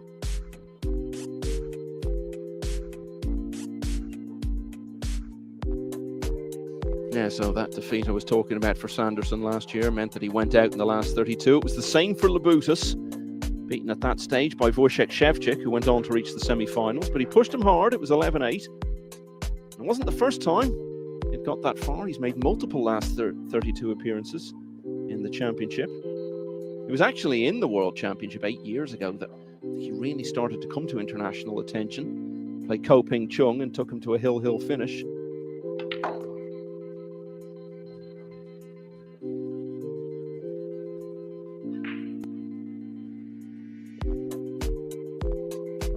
To fall heavy here, the 6 with only a couple pockets and not the near one available with the black 8 in the way.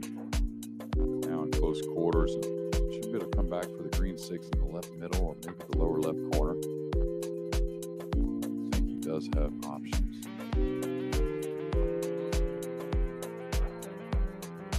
Now, one thing Pius can lean on is he really steadied the game at the end of that loss. Those last several racks, he played very well.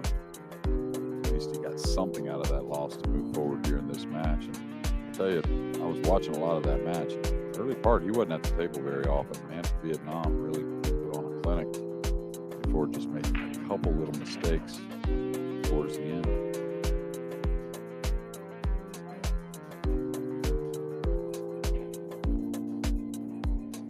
Kind of got a little right on the 50.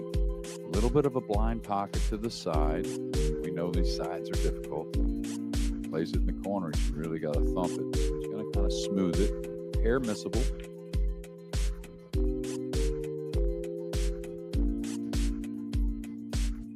That's an expression you use a lot, Jeremy, right on the 50, or a bit 50-ish is one that I particularly love that you come out with. So just explain to people who might not be familiar with the game what you mean by that. Well, it's just kind of like in that instance, if the cue ball goes 1 inch either way, he's dressed up in the corner nice. Goes the other way, he's dressed up in the side nice. And, that's going to happen just because it's so delicate in so many ways, our sport.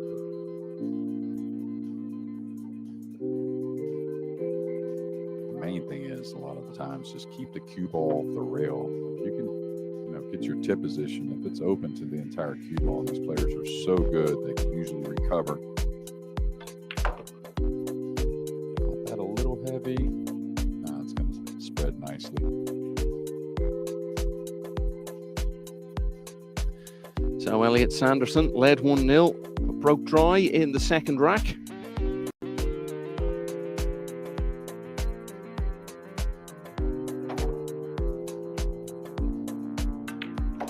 Pius Labutus has extracted full price for that, so it's 1-1.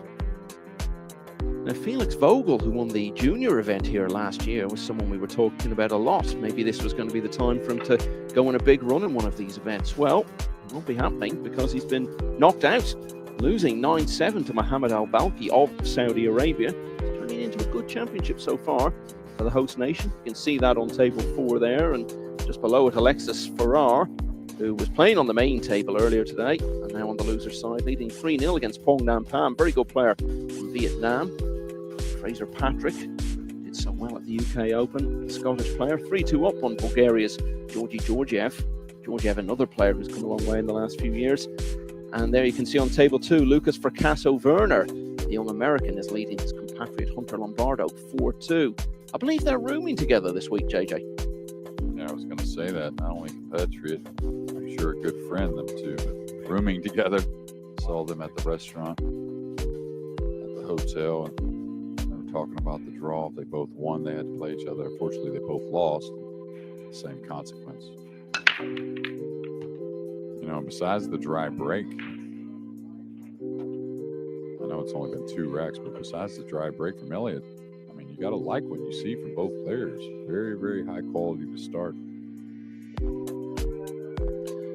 We can't possibly talk, Jeremy, about 2 players playing each other at the World Championship and rooming together without mentioning a famous story about how you actually were rooming with someone on the day you played him in the final of the World Championship. Yeah, that's right. The Kentucky Colonel. That's Nick Varner, of course, one of the greatest to ever do it. We talk about Efren Reyes and SVB, and of course Earl on the 9-ball side of things, and Earl was a great 8-ball player as well. But Nick Varner was one of those guys that many like to put in that type of argument as well, just how great he is. But we were rooming in Alicante, Spain in '99, and if I remember right, I went undefeated through the tournament. He came through in the final, took me down. But if you're going to lose, why not to the guy you kind of came with and spent the most time with? It was a special week for me. Not only just having a great result in a big tournament, but being able to hang out. And I always try to hang out with Nick as much as possible, but get to spend a lot of time with him and pick his brain and whatnot.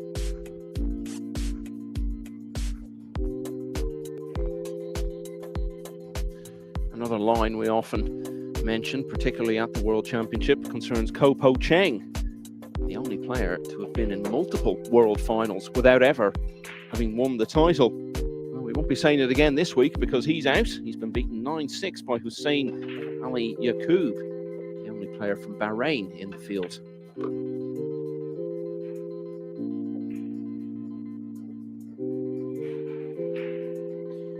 Yeah, and I was going to comment about that little shot there going into the Brown 7, that he didn't want to kind of ease it and maybe get over the 8. I don't think behind the 8 was much of an option, but maybe getting jacked up, and now he's overcooked it. Don't think the offensive shot is very available just because he could bank it cross side. It is a makeable ball, but position on the green 6 is going to be very difficult. So he's going to try and slide behind the 6 and 8, I believe. If you're Elliott, you're just so happy, even though you're snookered, you're just so happy to get at the table. He's already kicked one ball in to get on the board with a nice run behind it. All these players, would much rather have this than just see their opponent run out. I don't like the jump myself. I think the 6 is a long ways away, and if you're going to cut it, it seems very difficult. I like the 2-rail kick behind the purple 5.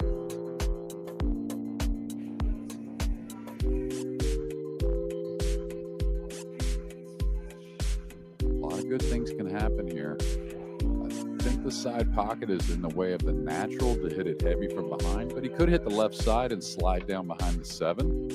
Oh, he hit it beautifully. And this is the game part of the game. Not only position play, not only calming it down, but tactically, Elliott has improved a ton.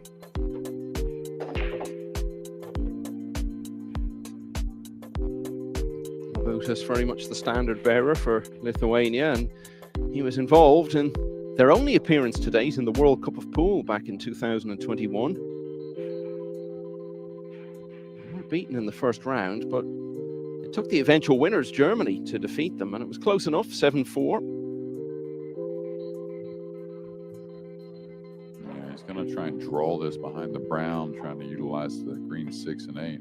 He kind of spun it. That's interesting. That's got to have a lot of control. You're moving the cue ball a long ways. Not a lot of cover on the purple 5, meaning not getting it to the rail. It's out in space. Thought he would cue downward there, even from distance, and kind of draw slide behind the brown.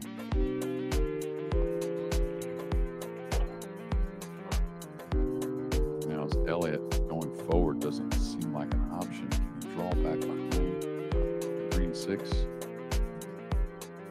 Could possibly bump something here. I didn't think the 6 went. Maybe he didn't get enough into the cue ball. Sanderson's also been a World Cup player. In fact, although he might not perhaps regard it as his greatest achievement, I think perhaps the most memorable moment, certainly the most high profile, I would say, of his career so far, came in the World Cup. Summer before last in Spain, when he potted the winning 9 in a hill finish against Vietnam, and as you would expect from him, see the nickname Shouter on the back of his shirt there. Well, that's a well-earned title. And a huge celebration. He potted the ball that took Britain into the quarterfinals, where they lost to Austria. Yeah, he's overhit this, and now this may be one that Pius looks at to attack. There's a safety. He could drop the cue ball behind the brown 7. Kind of let the 6 just filter off the side rail, maybe towards the middle of the table.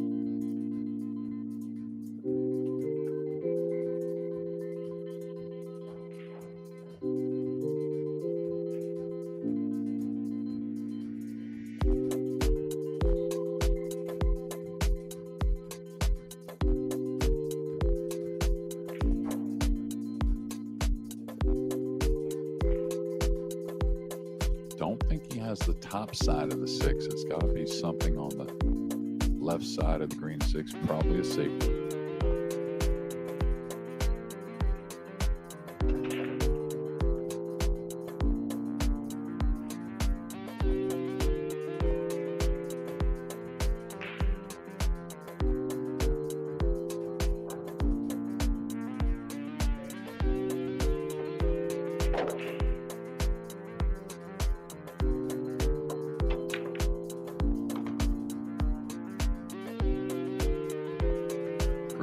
cross side. I don't know if he has a 7 by the 9. It'd be a little unfortunate if he didn't.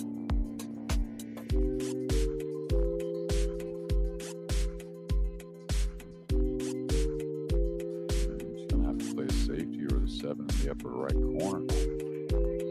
Not in love with anything here.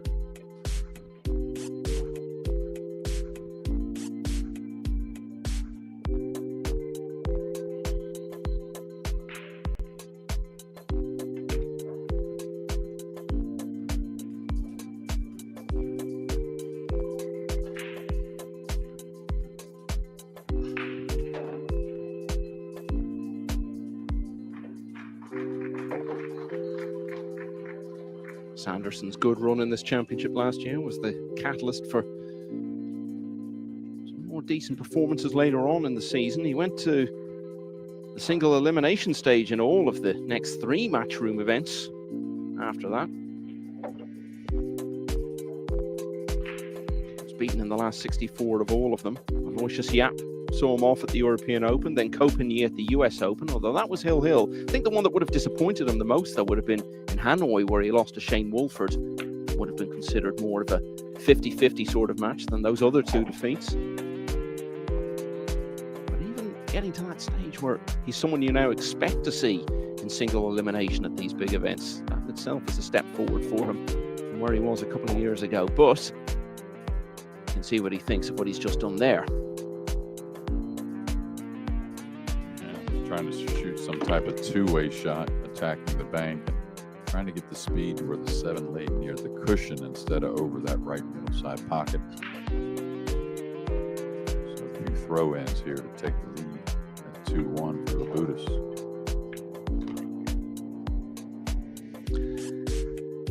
Yeah, handed this one away a bit as the British player. He did lead 1-0. But now it's the Lithuanian who's in front for the first time. Here on day 2 of the World Championship, Labutas leading by 2 racks to 1.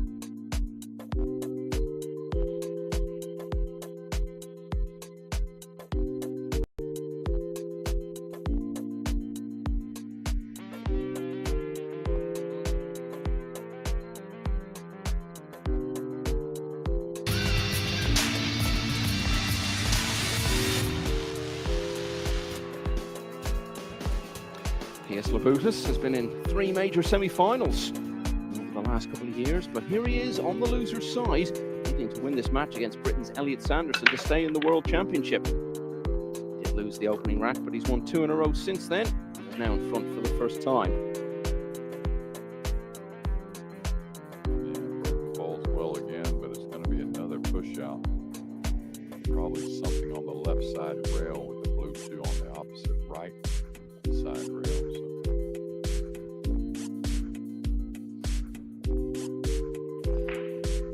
So, hey, I don't know if I'd go that far with the cue ball. I know that bank looks a little thin, but it's a winning bank, it looks like to me. Meaning if he was to make it, that'd be an Elliott. I feel like his chances to clear the rack.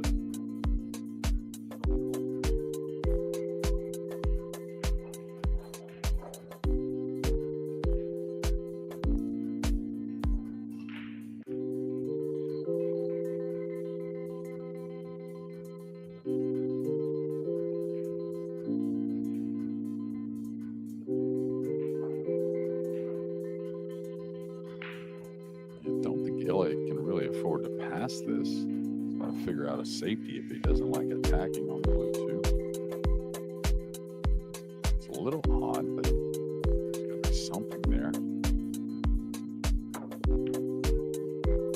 The speed has got to be perfect. It's not going to get there.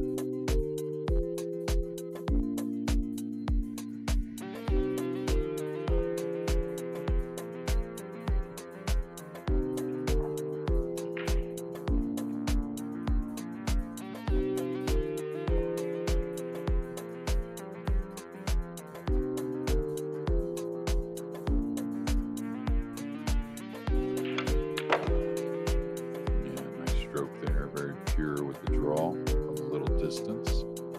See the 7-9, it does play to the lower left.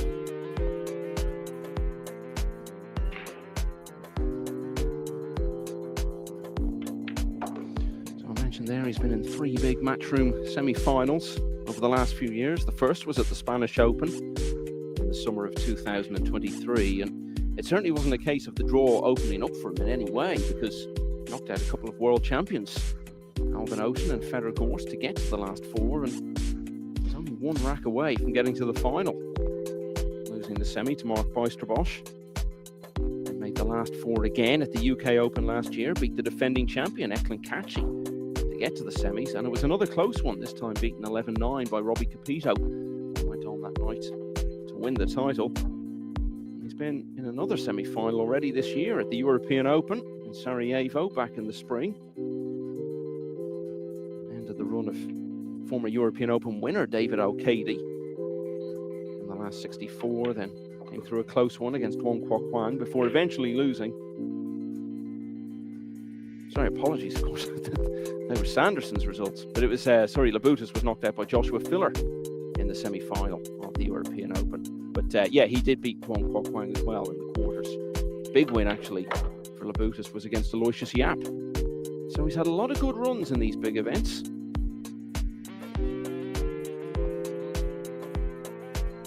Gotta say, Jeremy, if someone can get to 3 big semi-finals and lose a couple of them in close finishes, you've got to consider he's almost certainly good enough to win one of these tournaments. No, absolutely. I mean, there's a class Josh Filler at that European Open. We saw that in the final as well against, was it Naoya, I believe. And yeah, Pius is just another one of those guys that's always been steady. Now he's just elevated his game a little better, pocketing the long ball, gotten the break better, of course, very tactically sound.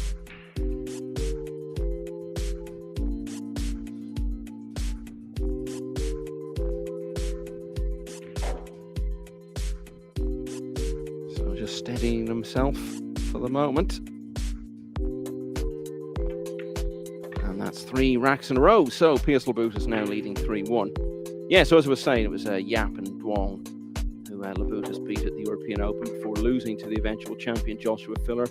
Sanderson had his own good run there, knocking out David O'Cady. A fine win for him. And then Duong Kwok Wang as well, as I said. Lost to Duong Kwok Wang in the last 32. Now, this is a side issue, let's say, but a fairly significant one going on here this week. Most consecutive break-in runs, $10,000 is the bonus. Robbie Capito leads it at the moment with a run of 5 that he had. 5 was the winning score last year, Jeremy. What do you think realistically we could conceivably see that getting up to? Well, we talked about it before. Of course, we always like trying to pick a player. Us pool players are somewhat gamblers by nature, so trying to make a line. We kind of put 5 at the line, at the number, and I still kind of think that may get a piece of that pie. You know, if we have 2, I believe they will split that 10,000, and 2 of them end up the same number of racks, but you never know. I mean, you can't see it going much more than that. It may get to 6, but 7 or 8, it's really big.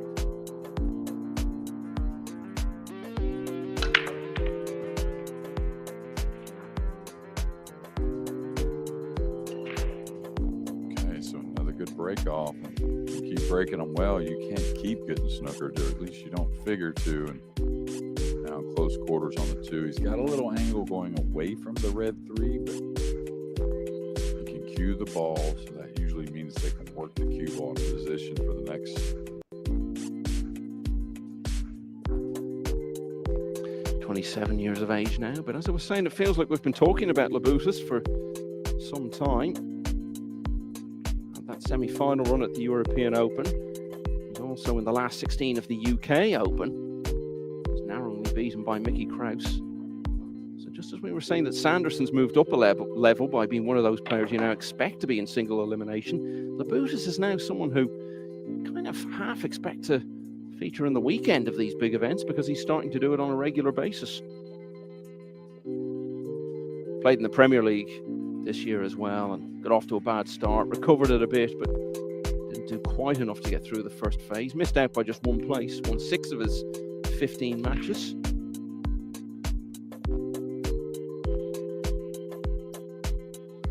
know what Carl and I talked about this match, of course, previewing it before it got kicked off, and exactly what we figured you wouldn't want to see if you're Elliott Sanderson or in that corner. Carl mentioned really fancied Elliott's chances and got out to a lead. Didn't seem to be happening. Nothing too crazy. Don't try to get too cute getting on this green 6 with the 9 here. The 7's open, the 8's very open. Just kind of maintain.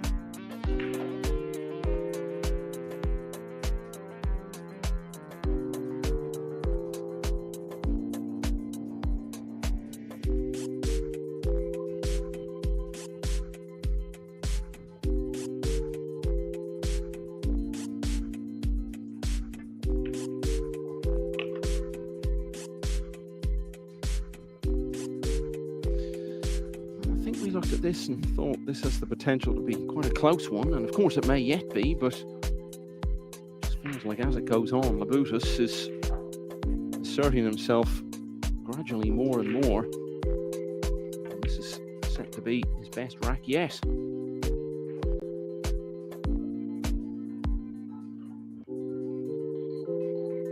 Well, not only both players playing very well, that missed position early on that 6 ball, and what was it, rack 3 from Elliott, his only mistake. But the way Pius is breaking the balls, this could certainly get out of hand.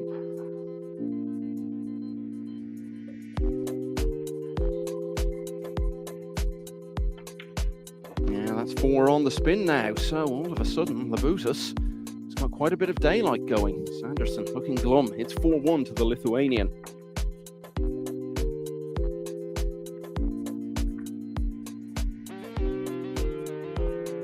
Now some results for you. Mario He, who looked for all the world like he was going to get to the final a couple of years ago before being overtaken by Francisco Sanchez Ruiz, has beaten Sullivan Clark of New Zealand by 9 racks to 7. And Ko Ping Han has come through 9-8 against Khaled Al Otaibi, who we saw on the main table against Jason Shaw. I think that was one of the matches we were watching when we were waiting to come on here, the Ko Ping Han match. He's just got through. Now this is on table 2. Lucas Fracasso-Werner, the young American, leading his compatriot contra Lombardo by 6 racks to 3. And we've got a hill going on between Stefan Kasper of Germany and one of the Saudi contingent, Mohamed Algamais, who's at the table at the moment with a chance to get through. Saudis are going well, Jeremy. Yeah, well, they didn't want to host this event for no reason. Really trying to build the sport here in the kingdom. And just as I opened my mouth about the break shot, you let the cue ball get loose. You keep bringing near that side pocket, it's going to bite. But yeah, I mean, we saw it with the juniors. We worked with them last year. Good number of the same this year.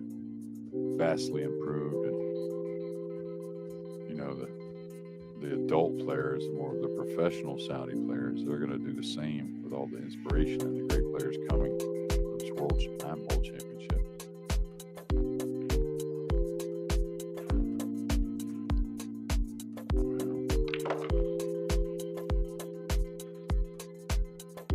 Nice breakout there.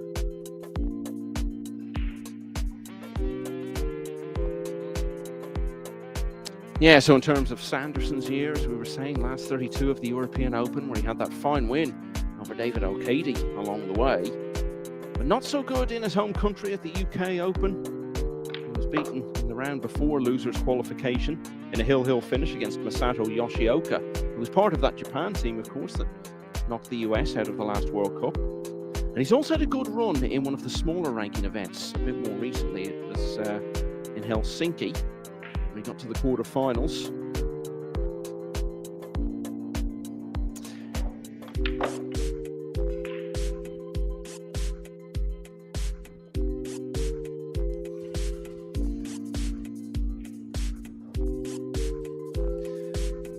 And while we're watching Sanderson try to snap this losing run of 4 racks, we can also look in on table 12, the match I was talking to you about.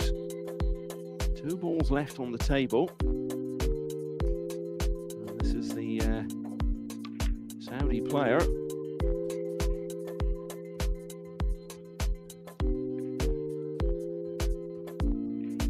Looking to close it out. Mohamed Algamais against Stefan Kasper. And can you believe it? You might not even be able to see it there. It's so dark, but the 8 has stopped in the jaws of the pocket. And that is going to hurt massively if he ends up losing the match now, JJ. Yeah, we're going to stay here because this is a little odd. This ball's deep. He could have hit it a little better, obviously, but it wasn't poorly struck for a difficult shot. Coming in from this angle, hard to play real first, that real comfortable with. Probably going to have to elevate the cue, maybe. Good thing for Stefan is the 9 out in the middle of the table. A few different ways to get on it.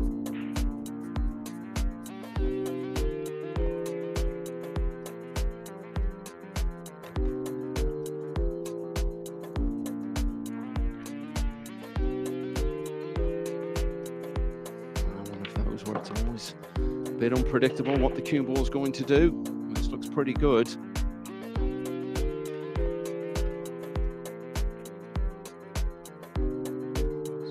Kasper for a place in the next round.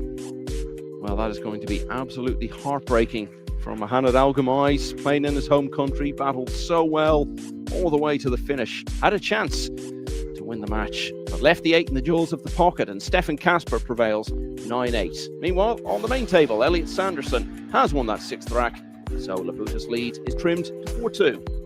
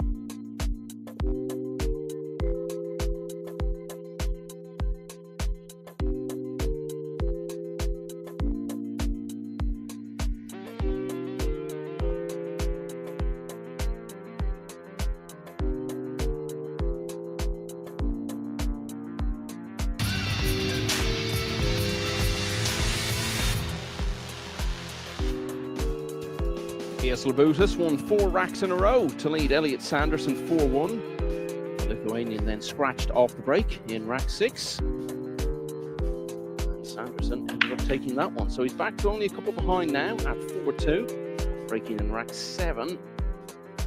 Looked for a moment like it might fall nicely for him, but not so much in the end.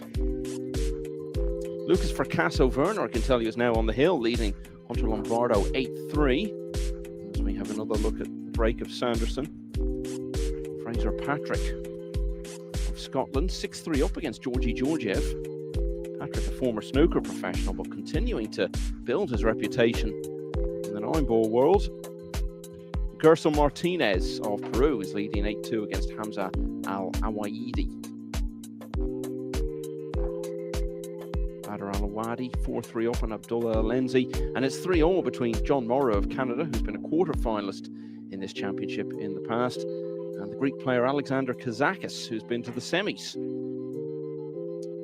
And also, to let you know, Emil Gangflow is 6-4 up on Wessam Hammam, and Alexis Farrar, who recently won a ranking event and who we saw on the main table earlier against AJ Manis, is now leading 5-3 against Pong at Nampam. All those matches on the loser's side. Back to this one then.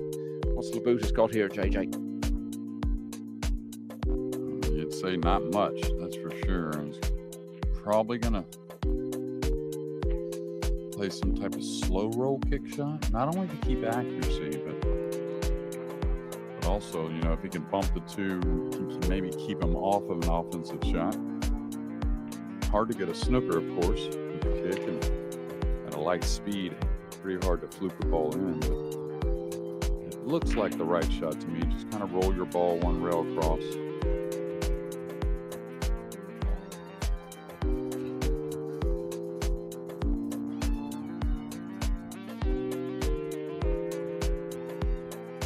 Very good.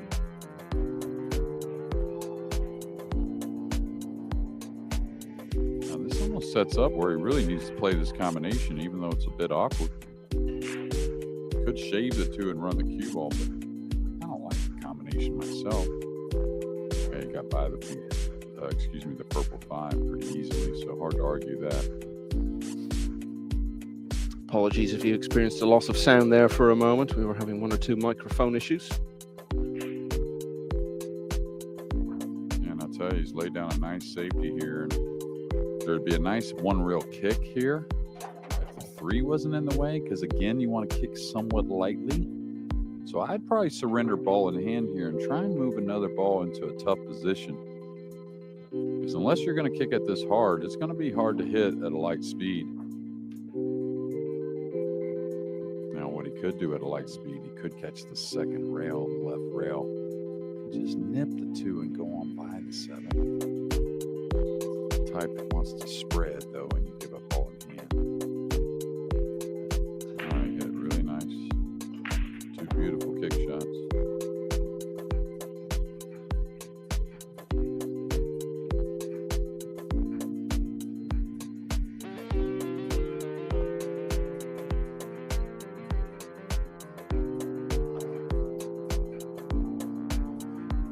Now, did he announce this ball frozen? If he did, he's got to give another ball to the cushion. You can't just bump the 2 to the same cushion. Now, the way he's acting, it's not frozen. Use that rail the 2 plays near.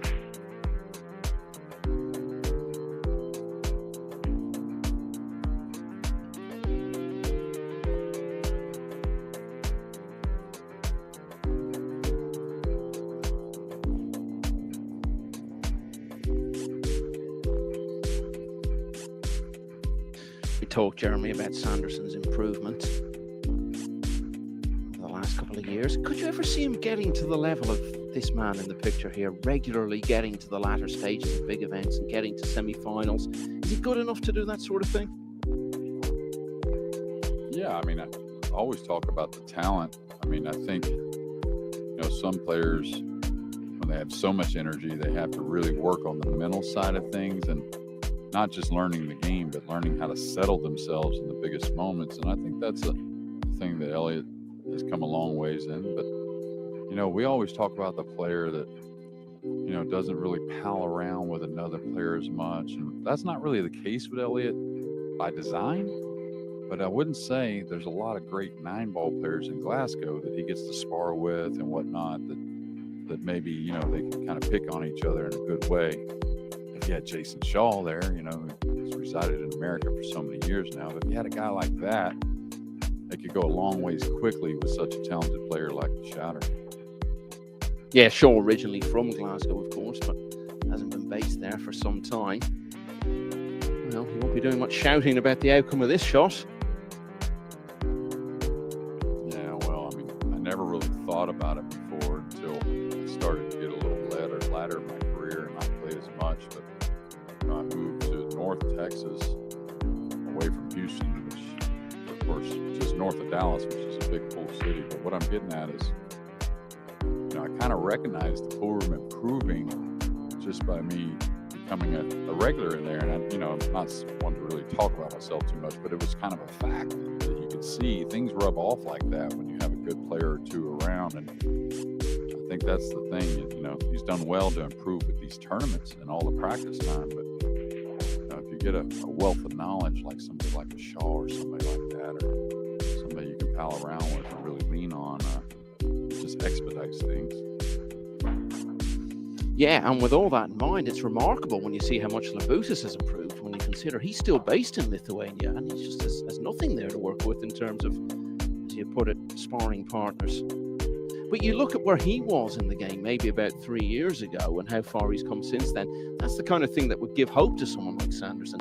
It just shows how much of a level of improvement you can achieve in a relatively short space of time if you do the right things.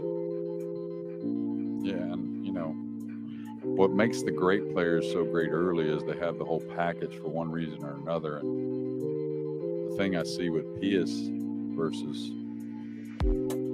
Elliott, raw talent may be on Elliott's side, but just kind of naturally learning the game a little quicker. It seems like Pius had always been that consistent player, smart cue ball. He's going to grind. He's going to try and play the percentage pool. And now he's sharpened his skills, cueing and knocking in the long ball, the break shot, and under pressure. So that's where he's really improved.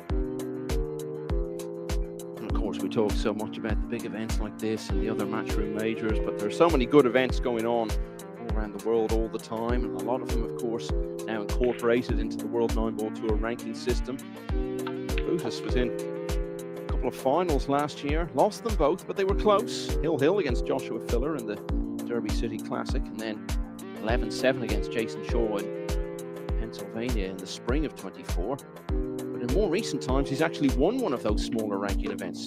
Took out the Estonian Open in May, won the final against Kasper Matikainen, who's got his own history in this championship, ended Joshua Filler's reign as champion some years ago. But back in the present day, Pius Labutis gets that 3-rack advantage restored. It's now 5-2 in his favour against Elliott Sanderson.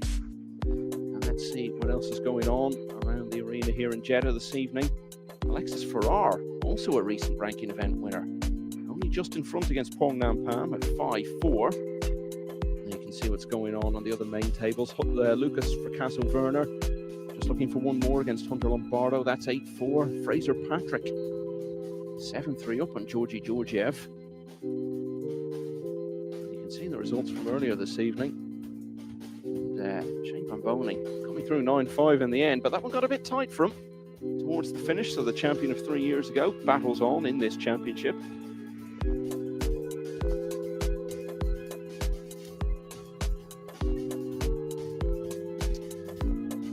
And 4-all between Badr Al-Awadi and Abdullah Alenzi, the two Kuwaiti players.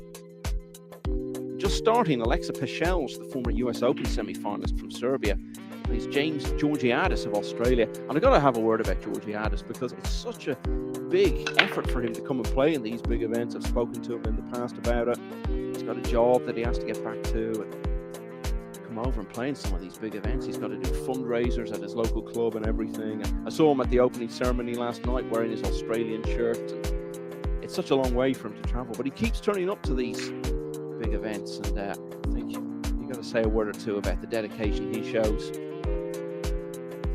Yeah, and the dedication to be just a fun-loving guy. Great, never has a bad word for anyone. It seems like all of them that come from down under, no matter which name it is, are just always just the friendliest guys in the tournament, it seems like.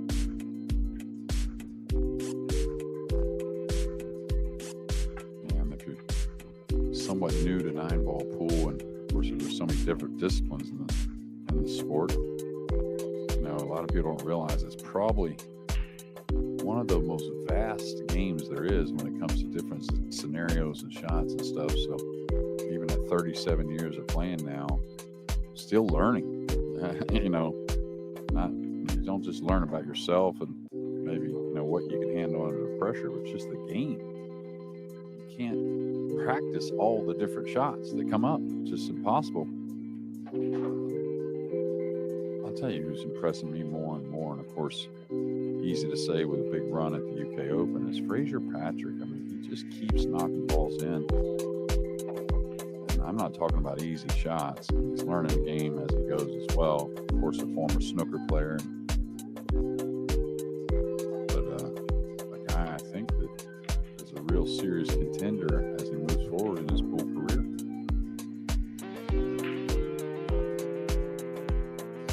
Yeah, he's another player from that big Glasgow Q Sports tradition. To the last 16 of a couple of snooker ranking events in his career. And he was always renowned on the snooker circuit, actually, Fraser Patrick, for being the best man to go to if you needed a new tip fitted on your cue. Well, that's always nice to have. Most of us pool players were pretty, you know, kind of, I don't know if superstitious isn't the word, but very particular on what we want and who we want handling our tip. It's kind of like everything, really. All right, a little short here. He's got to have good speed coming back and forth to open the rack up. Wants to fall fairly heavy on the 4. Being the pink 4, you'll have to play the purple 5 up long and get across for the green 6. So a lot still left to extend this lead. And I think that's another transition that Pius has made, you know, playing with the shot clock and whatnot, you know, that we put in. Of course, not as much here this week so far, but, you know, for a while, I think it affected him, and he's learned to deal with that. And you have to if you're going to win tournaments. He's not happy with that. You heard a little snicker, very flat here on the purple 5.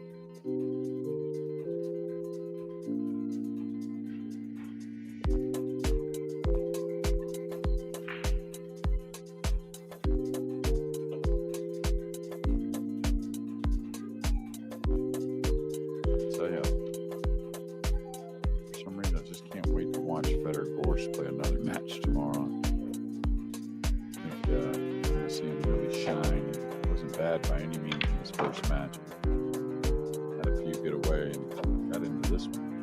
Wow, really moved the rock. Yeah, we'll talk about Gorst in a moment, actually, because the order of play is out for the main tables in the early part of tomorrow. He'll feature in that, so we'll go through the details as this rack is completed.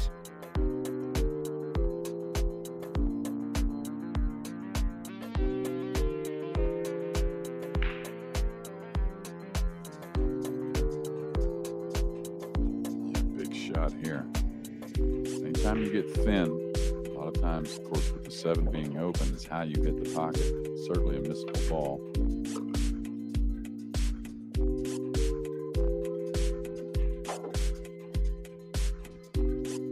On the slick table, you have to have that shot in your bag. Just kind of a center ball, a light stun because there's a ton of angle, but to hold that line going back and forth.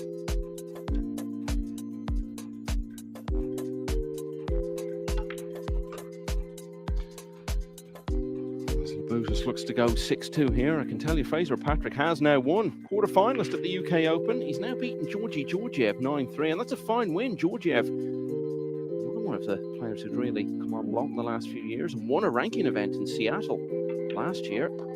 He's out of this championship now. Fraser Patrick marches on, and in this match, Pius Bootis continues to stride forward. This is his biggest lead yet. He's 4 clear now 2 in a row have taken him to 6-2. So let's talk about tomorrow then, and what will be happening in the early part of the day on the main tables. Eklund Kachi, who so nearly won this championship last year, got a tough one.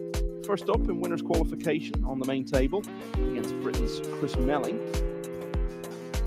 And on table 2, first up will be the defending champion Fedor Gorst against Francesco Candela. And then second up on the main table, Aloysius Yap will be playing AJ Manis of the Philippines, who didn't play great today, but finished off nicely, I guess, against Alexis Farrar to get through. And that will be followed by Jason Shaw against Max Eberle. There's someone who knows all about winning the World Championship. He's done it in the past. Niels Fyen, great Dutch player. He's just warming up for his match on table 2 against Portugal's João Grillo.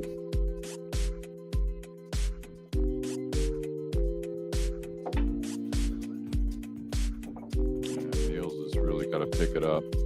Had probably the most lopsided loss I've seen him have in some time. Or at least he was down big and maybe got scraped back 3 or 4 games before losing to Roland Garcia earlier today. But can't take Grillo for granted. That guy can play. Yeah, he was 8-0 down against Garcia. Got it back to 8-4 and lost the next rack. So as I was saying earlier, I think we looked at this and saw it as one that had the potential to be close, and of course it still could be, but Labutus is doing a pretty efficient job at the moment of trying to avert that. He's already only 3 racks away from victory. He leads 6-2 as he breaks in the 9th rack. Last before our next mini interval.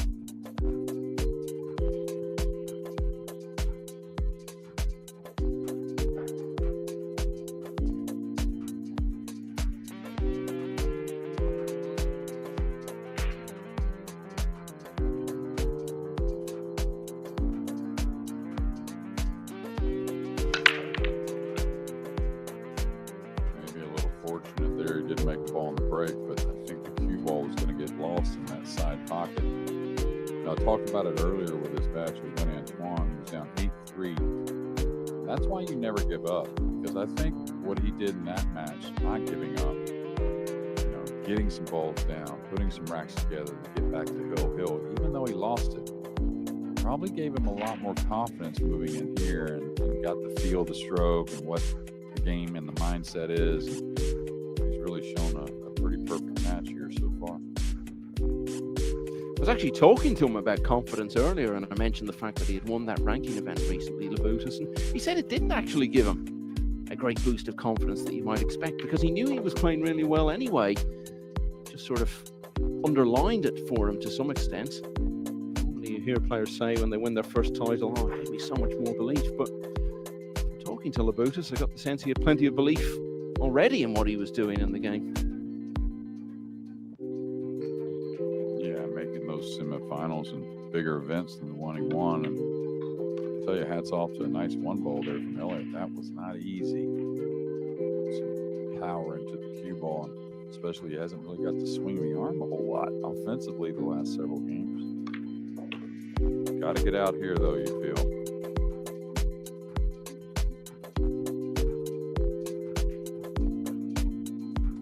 These are certainly set up to do so. Once he gets the 4 to the 5, won't need a ton of cue ball movement.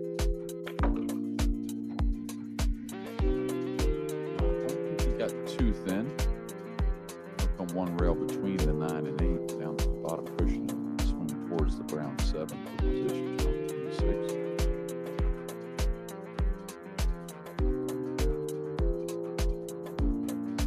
And a little low right English. Watch the side spin that he take here. I want to get elevated though. Just did a nice job. I know he's someone who tries not to get too hyped up for the big events and just treat everything as much as he can as just being the same, but it comes down to being a bit of an overthinker by his own admission. Doesn't want to let the occasion and the enormity of everything that's being played for get to him too much. But it's so easy to say that, isn't it? Just that you want to treat everything of equal importance. You You're out there in the arena and you've got the words World Pool Championship in huge letters there in front of you, and everyone's aware of the money at stake and the ranking points and everything that goes with it. It's so hard to put that to one side, and particularly so in this event when you consider how much the money for it, as much as anything else, has really gone through the roof in the last couple of years. Well, you said he really needed to get out here, Jeremy, and it looks as though he's going to.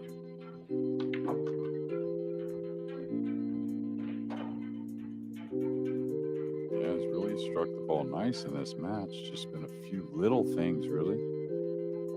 Yeah, not done a huge amount wrong.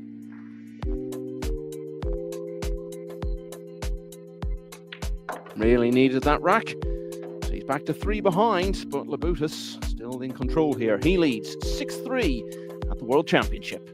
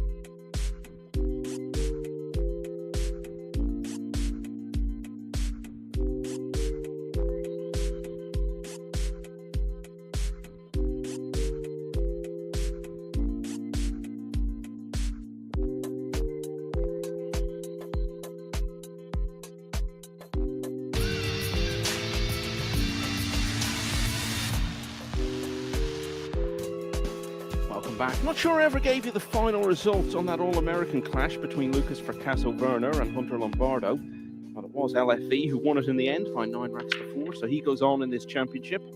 Will Elliot Sanderson do the same, though? He's just won the last rack to get back to 6-3.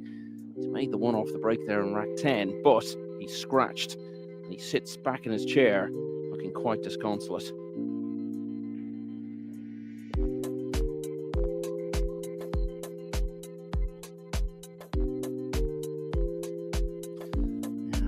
Hand, it's a really good opportunity for Labutus here.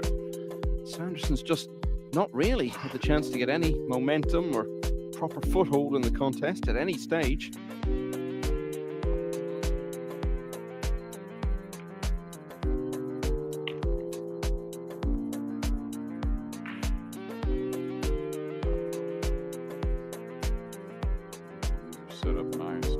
play just a little stop shot, maybe draw it back 5-6 inches, get a hair closer, hold that angle on the pink, come back down for purple 5.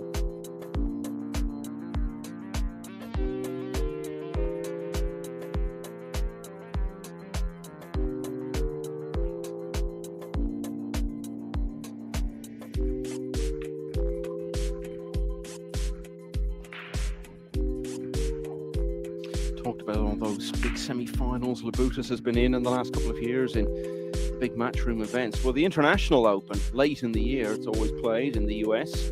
It's very similar in terms of quality of field and prize money and all of those things. And the semi-finals of that last year as well, losing to Moritz Neuhausen. Yeah, Aloysius Yap took that title down, and he seems to be a guy kind of like Jason Shaw, not quite the dominance, but he likes that East Coast there in America late in the year. Former runner-up in the U.S. Open. Of course, he's won some other, the Battle of the Bull, which is a nice ranking event, one of the smaller but bigger prize money ranking events. Yeah, Yap was struggling really in the big events for a lot of last year, and then turned it round towards the end of the year with that great performance at the Reyes Cup as well. But back here, Pius Labutus has just had his low moment of the entire contest so far, and so Sanderson may yet not end up paying any price for scratching off the break. What a let off this is. Yeah, just a chip in, really. Watch out. Okay, he killed it a little inside. If I'm going to go to the third rail for preference. Yeah, but one that Pius didn't expect. Elliott certainly didn't expect. We were pretty shocked just because it's played so beautifully. Really a high quality match for both players. Just sometimes, the break will get you going, but it can certainly slow you down also. Yeah, it's developed into a very entertaining contest, and I think this has the look of being potentially the most significant rack so far, because just as I was saying, Sanderson hasn't been able to get any real momentum going in the match. It looked as though he was about to go 7-3 behind. Oh!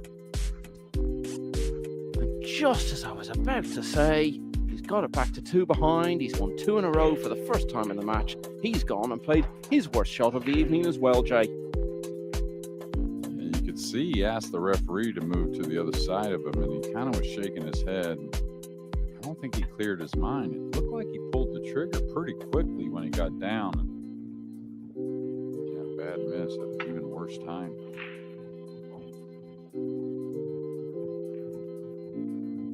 One consolation is that there is a glimmer of hope.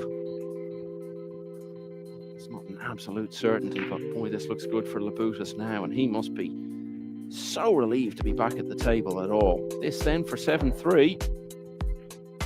Well, it looked like he was getting to that scoreline a few minutes ago. Took him a bit longer than we thought it would, but Elliott Sanderson will be absolutely sick.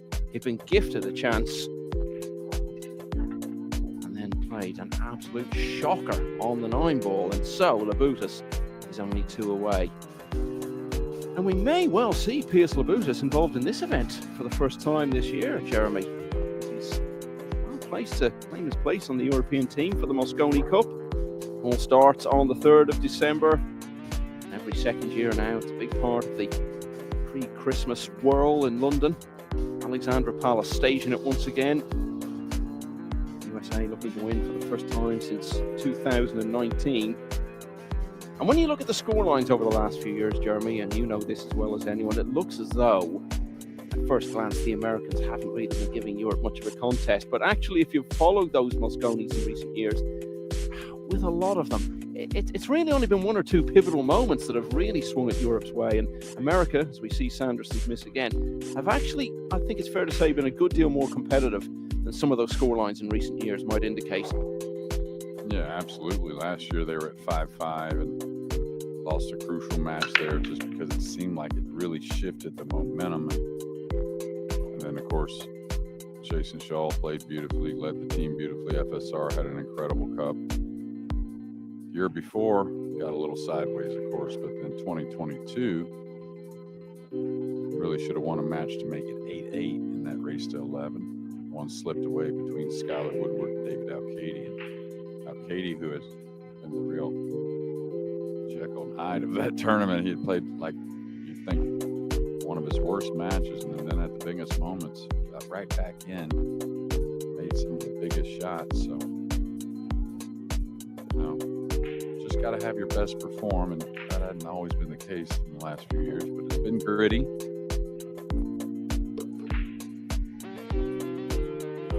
We love having conversations about Mosconi, don't we? And there are so many variations of things you can talk about. And one of the conversations we often have is who's the most likely player to be the next debutant on the European team. And maybe a year or two ago, we might have said Neuhausen. Now, I still think we wouldn't be surprised to see him get in a Mosconi. But now I think you would have to say perhaps the most likely to be next to play for Europe for the first time would be the man at the table right now. Mickey Krause, of course, last year made his debut. On the back of that European Open win. Yeah, either team, and you can't make it by chance, it would be a very deserving spot. And really, to make that European team, win or lose, that's an accolade, really. But you know how much this World Nine-Ball Championships, the implications, the prize money, that event, and other specialty events in the sport. Mosconi's the biggest one. Play for your continent. This one's going to have a lot of impact, and you don't have to win it. You come first, second, or those top four. First, second, you're getting in it for sure. And top four, I think you're in it as well.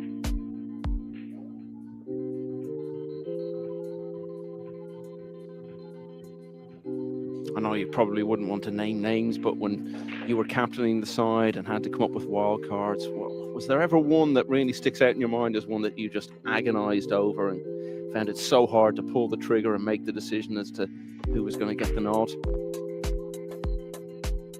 Yeah, I think, let's see, was it 2021? Right after COVID, we went back to Alexander Pally, and Chris Reinhold was kind of probably the number 5 guy there, and he played real well, and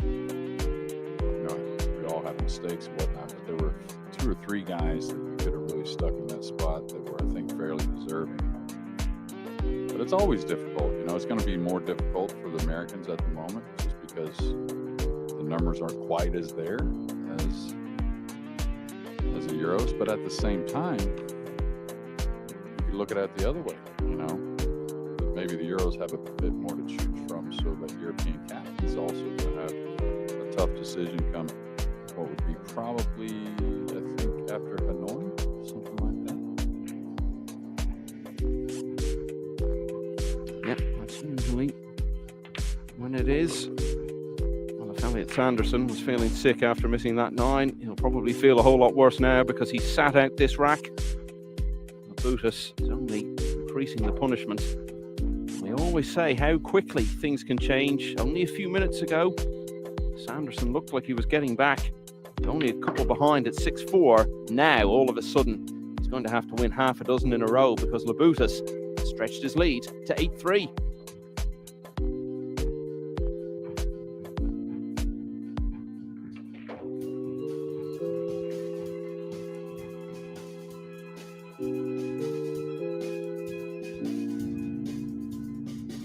Now let's see what's going on elsewhere. Niels Fyan, former winner of this title, has lost the opener to João Grillo.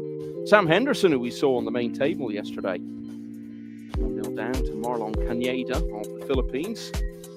Bit of a wonderful wide shot. As you can see, still a lot going on here late in the day. We've got the Junior Championship underway as well. Badr Al-Awadi edging in front now with his fellow Kuwaiti, Abdullah Al-Lenzi. It's 6-5 now to Al-Awadi. Finland's Riku Rompainen level at 1-1 with the British veteran Imran Majid. Alexander Kazakis, former semi-finalist, 5-4 up on John Morra, who's been to the quarters in the past. And Emil Gangflo of Norway on the hill at 8-6 against Wessam Hamam of Egypt. 6-6 between Alexis Farrar and Hongnam Pham. Alexa Pichelge 3-1 up on James Georgiadis. And here, it's Labutus breaking on the hill.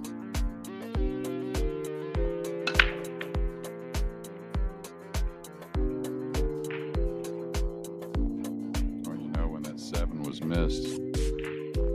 games ago, I just assumed that Elliott was going to get out, and I was wondering what kind of punishment was going to come with that off the break shot, because Elliott's got nothing off the break so far in this match, but I thought it was going to turn around at that point. But now you see the punishment that you may see from that missed ball, and I'm not sure Elliott's going to get back to the table.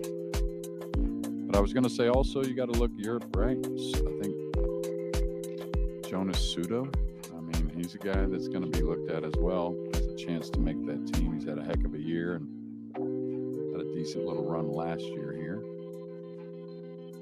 He's just brewing with confidence when he plays.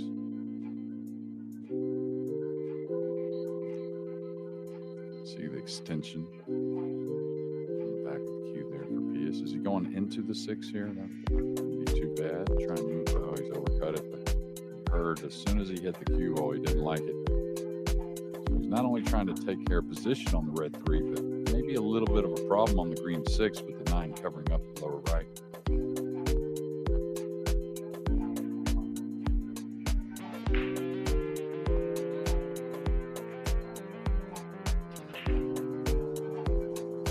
I tell you, never know. I know it's a long ways away for Elliott. He's got to win a half a dozen games, like you said, Michael.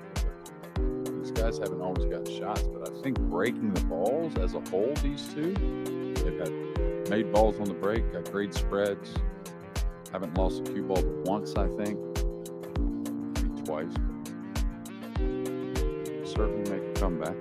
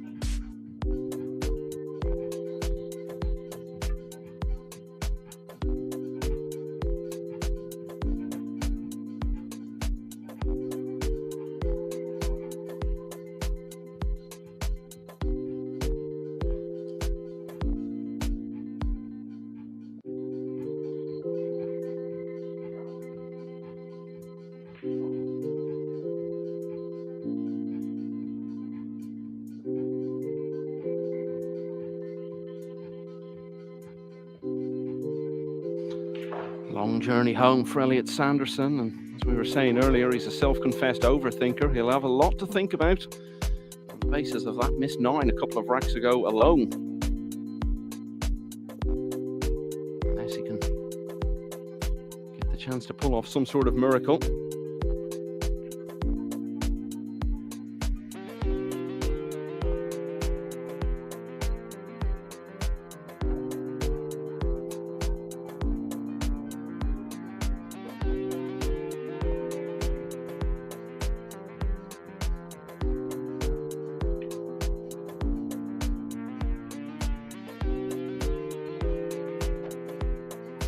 Certainly got away in a very makeable ball here on the red 3. May have to kind of go into the 7 here. I don't know if we can coast by it for an easy pink in the upper corner.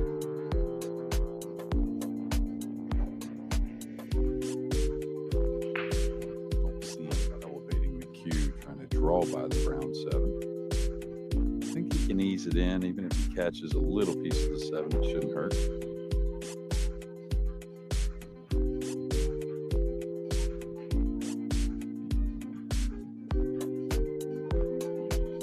About that green 6 we were talking about. Does it go by the 9? Maybe it squeezes by. Not the type of shot you'd want to shoot from any kind of distance.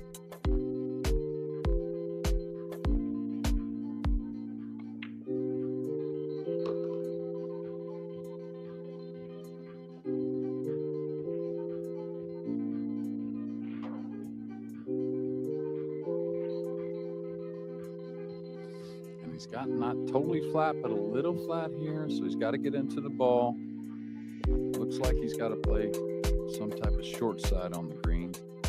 Yeah, this could easily take off on you. He could be over the 9 with a treacherous shot. He's going to get a thinly bump. is okay.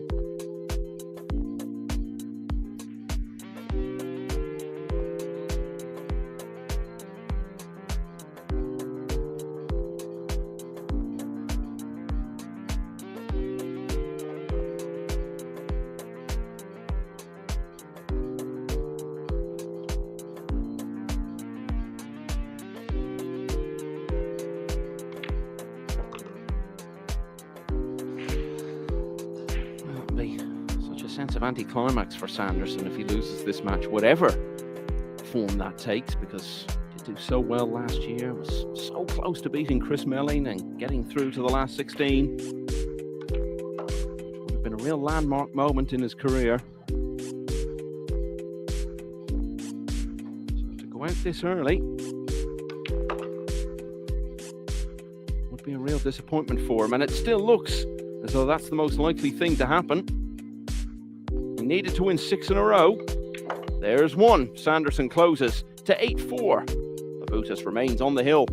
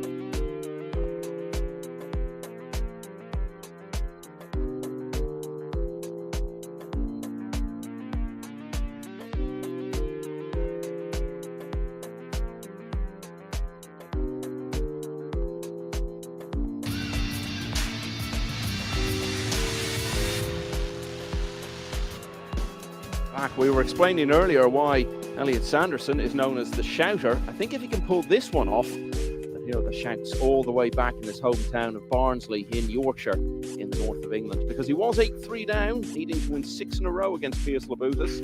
He's got 1 on the board.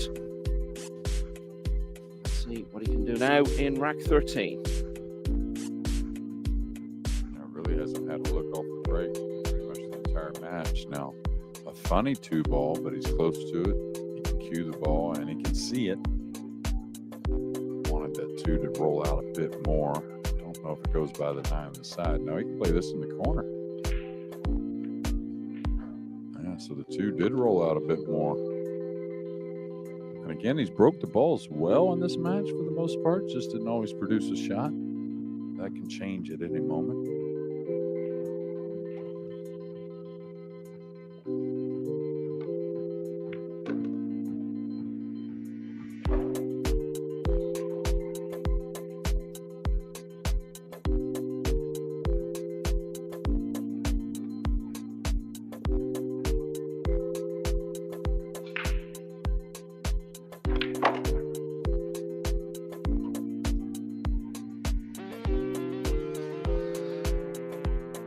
Just in terms of his results, I think if you watched him before he went full-time and you watch him now, you can see he's just a different player. Doing best he can to make a full-time career out of the game, obviously on the playing side and various other things as well. He's opened a Q Sports supplies shop back in Glasgow where he's based now. So building a new life.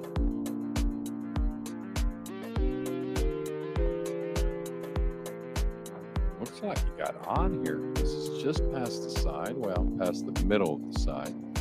Yes, it is. You can spin this ball in, but it gets a little awkward on the 7. It can lead towards some trouble getting from the 8 to the 9 later in the rack. The 9's in an odd place. Not froze to the rail near that side pocket, but still awkward.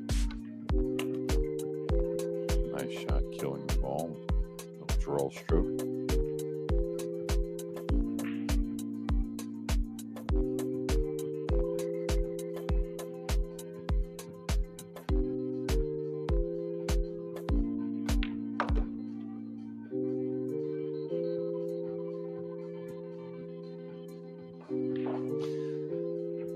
So good chance to get back to 8-5, and I think you'd still have to make Labutus a big favourite, but if he could get one more back after that, 8-6, that's the kind of thing that starts to put doubts into a player's mind when he's been so far in front. So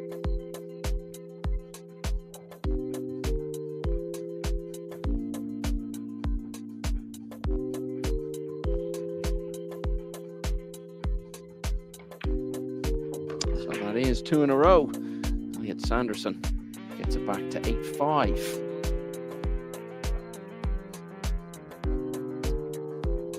Alexis Farrar, who we saw on the main table earlier today, losing to AJ Manis in the clash of the young Philippines players. Well, he's gone to the loser side and he's on the hill now, leading Pong Nampam 8-6. Alexa Michel's, the very likeable young Serbian, is 5-1 up on James Georgiadis of Australia. And Majid still going after all these years, 2-1 up on Riku Rompainen. That's a familiar face, Jeremy. Rusnik, former coach of both teams of the Moscone Cup.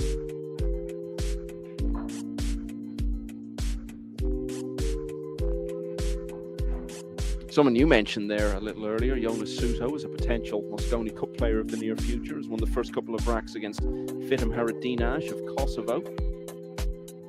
Jose Alberto Delgado, another Spanish player, has won the first 2 against Simon Kural of Poland. Niels Fine, former champion, 2-1 up on João Grillo. Sanderson has got 2 in a row, and he's just added another one with a golden break. Well, it's moments like that that make you start to think maybe this is going to happen for him, because he was 8-3 down. All of a sudden, he's back to 8-6. Let's look at it again. The cue ball just kissing the 9 at exactly the right angle. Send it into the side pocket. You were saying he wasn't getting much off the break. Certainly gave him plenty there, Jake. Yeah, like I said, the punishment, right? That mistake on that opening shot when he's on the hill at 8-3. Just overcutting the 2 ball and not going into the green 6 to hold for the 3. And now the break turning around for Elliott. Is that the first golden break we've seen on the main table? I've not seen one. You've done some other matches. I think you may be right. So GB stands for Golden Break. It also stands for Great Britain, which is the flag Elliot Sanderson plays under. He's carrying it with pride at the moment. Still going in this match, but don't need the one on the side there. What's he got here? He's got a very playable shot on the 1. It's at the 3, the purple 5 that have got kind of tied up. That's the next ball to play position on. Now the 4's over the side. I don't know if he can't come straight at the 5 and 3. It's real natural to do so if the green 6 wasn't there. Is he looking at the safety, I believe? So he's going to bang this down, trying to use the 6, bring the 1 2 rails between the 8 and 3. Very good.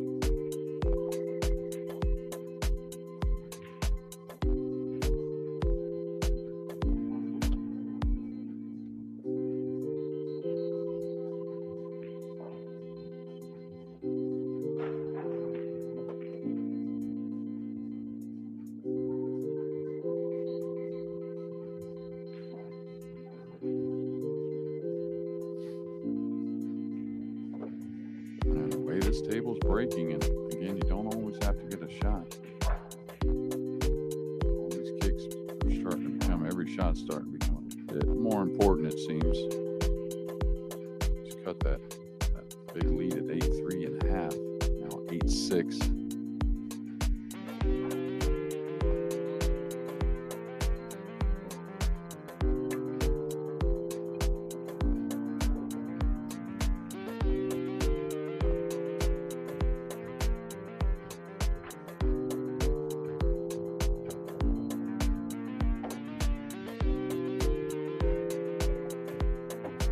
Most of the players can make that jump at these close quarters here, even though it's really close to 6. Oh, he broke it up to 3-5 also. Let's see what the 1 decides to do. Elliot's going to have to play a 1-4 combination into the right middle with ball in hand. Now here, that right rail is very opened up. So you don't want to try and keep the 1 over the side. Go ahead and let the 1 come down the rail towards the lower right corner after it pockets the 4 and just push the cue ball forward. Now he did do a little there. He kind of tied up the 7-8. He didn't hit it thin enough. He's put the 1 in an awful position. And there you don't have to risk it. You know, you can hit it a little thinner and let it filter down the rail. And shocked he may have cut himself off the run.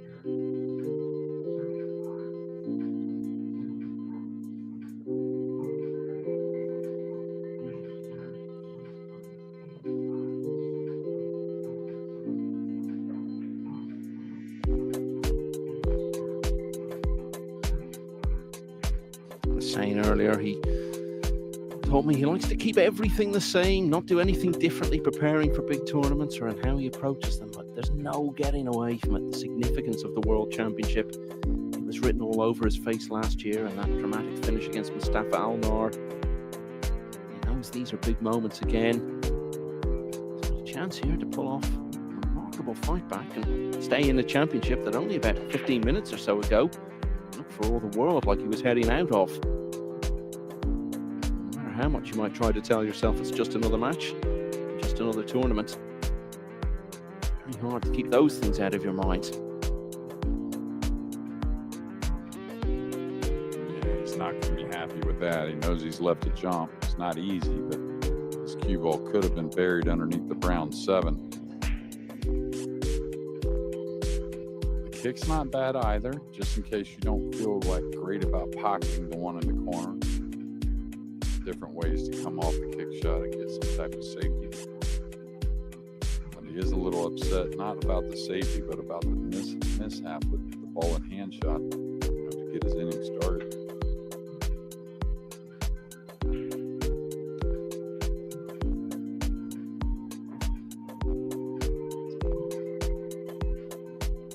Tell you what, if he does try to jump in the corner, he may be able to slide over for a 3-9 combination. I know that's probably a long shot, but depending on how he wants to hit this jump, I think it is possible.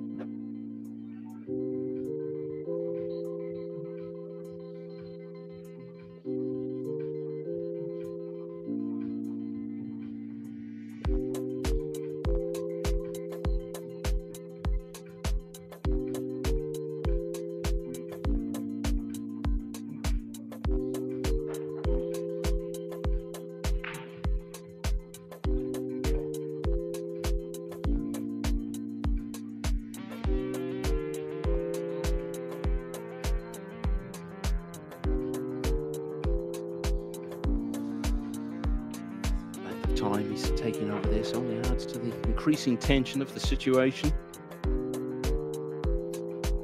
Someone who's yet to go really deep at a World Championship, but we all know is capable of doing it, and looked like he was going to be progressing further. Coming back here tomorrow, and now that's been thrown into doubt, and could be even more so in a moment. Oh, a moment to pull that out.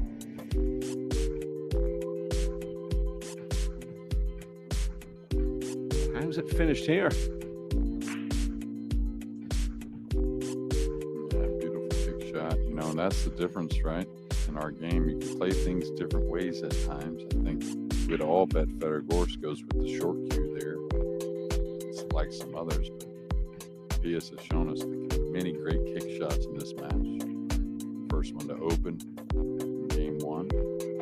Some nice light kick shots to keep himself giving up ball in hand. Now this kick in isn't very difficult at all. He's curving it a little. Watch out for the 9 maybe if he catches the 3 thin. Okay, he hit it heavy trying to hold the cue ball. Very well done. I think he may give up a gap on the 3.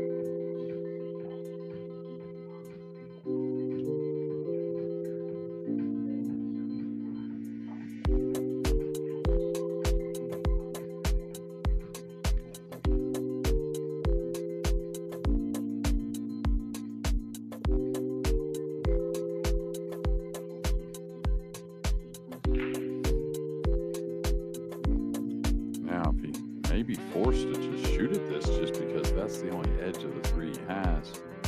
Looks like he may actually be swerving at it, so he is snookered behind the purple 5.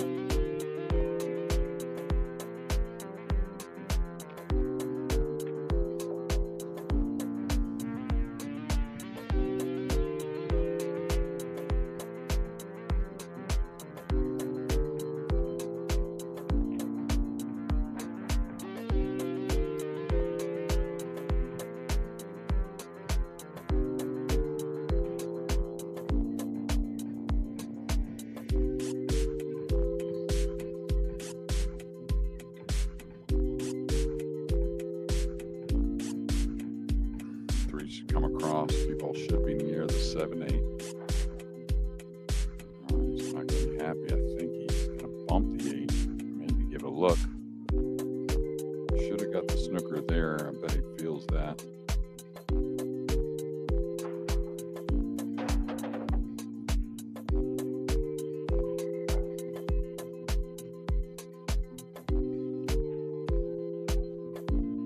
I'll tell you, I'd keep it real simple here. Try to use the green 6, I think, to get some kind of split between the cue ball and the red 3. If he tries to come all the way back down, it's very easy to give up a shot. This doesn't sit the best coming off his left side of the red 3.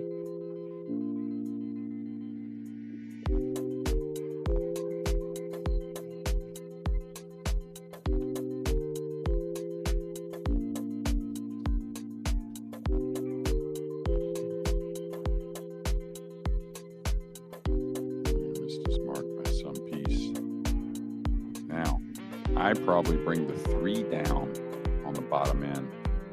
Just cut the 3 right before the side pocket, bring the 3 down near the 7-8, come across behind the 6. You got the 5 and 9 there near the racking end to really help you in many ways. And really, you may give up a hair of a look on the red 3, but you're never really giving up some offensive shot.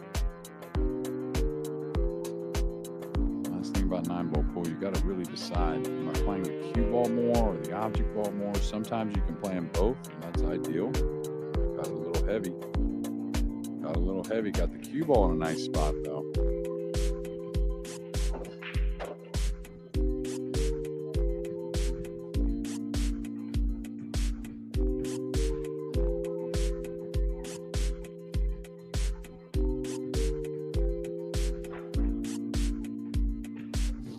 Kind of like the lighter kick here. Not super light, but just not on the real heavy speed. This is gonna maybe be okay. I think it is. And again, you keep fighting because you never know when those little rolls will turn your way. know, when it comes to rolls, they got to go to somebody, Michael. You know, it's not always the same person also. Well, you think when Sanderson was 8-3 down, and he might have been thinking to himself, well, how likely is it really I'm going to win 6 in a row? But if you'd said to him, well, okay, you're going to have a golden break along the way, I might have thought, well, okay, maybe. That's why we play that winter break format. You know, you can make up for mistakes with some great play. You can make up for some unfortunate things with some great play, and really never keeps you out of the match.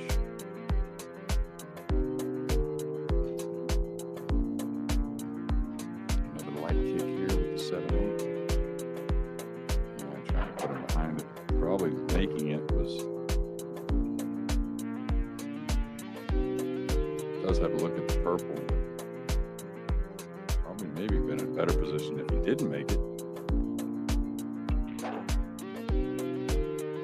Yeah, we do play alternate breaks in the shorter formats where we play race to 5 at some of the events, but over this kind of distance, I just think it would be a totally different game if you had alternate break. I think that's an argument that's pretty much settled now. I think everyone agrees. Alternate breaks is the way to continue into the future. And I think it's a different mentality also. You know, you have to play a little more mind games with yourself. Percentages, oh, I break next. Should I attack here knowing I break next on the hill just in case you're up like 8-7 in a race to 9? And a lot of people say you keep the percentages no matter what. But I've always been on the other end where, yeah, one day the shot looks like this, but another day feeling a little different. Maybe the score tells you something else. Oh, he's overcut it, I think. May slide in though. Ball's not his best. I think he does have a look to cut this in, even though in close proximity. He's got to have a great speed here. I think the 7 is available. Talk about great speed. If he hits that ball any harder, it probably jaws. On the TV table, we have a tendency the ball slide in a bit more lighting, a bit more heat.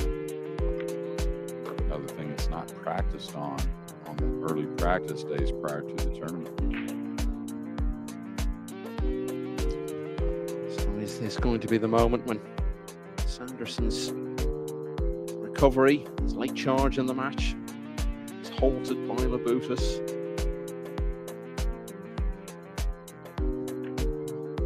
Someone who would be no surprise to see going a long way in this World Championship.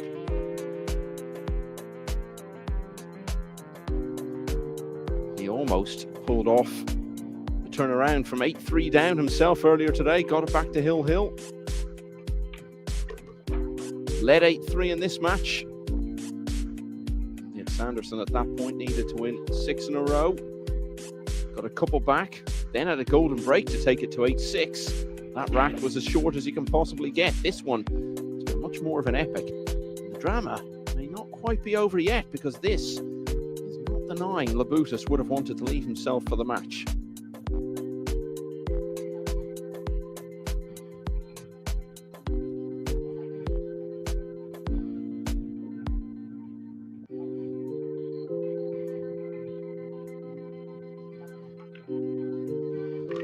He's got there in the end. Such a disappointing day for Elliot Sanderson. 2 defeats for him. Piers Labutus lost earlier in the day, but he's won this one. He's come through by 9 racks to 6. In round 1 on the loser's side, and he will now face the loser of the match between Kasper Matikainen and the former winner of this World Championship, Alex Pagulayan. And just a couple more results to give you. Emil Gangflo of Norway has now beaten West Ham Hammam by 9 racks to 6. Alexis Farrar has beaten Pong Nam Pam 9-6. So they're the matches that have just been completed. And there you can see pretty much everything else there we already knew about. Shane Van Boning found the going hard to finally see off Rogelio Sotero, but he got there in the end. Tyler Steyer is still in the championship, ending the run of former champion Ralph Souquet. Lucas Fracasso Werner there winning the All-American clash. Fine win for Soa against South African JJ Fall. Fraser Patrick continuing to be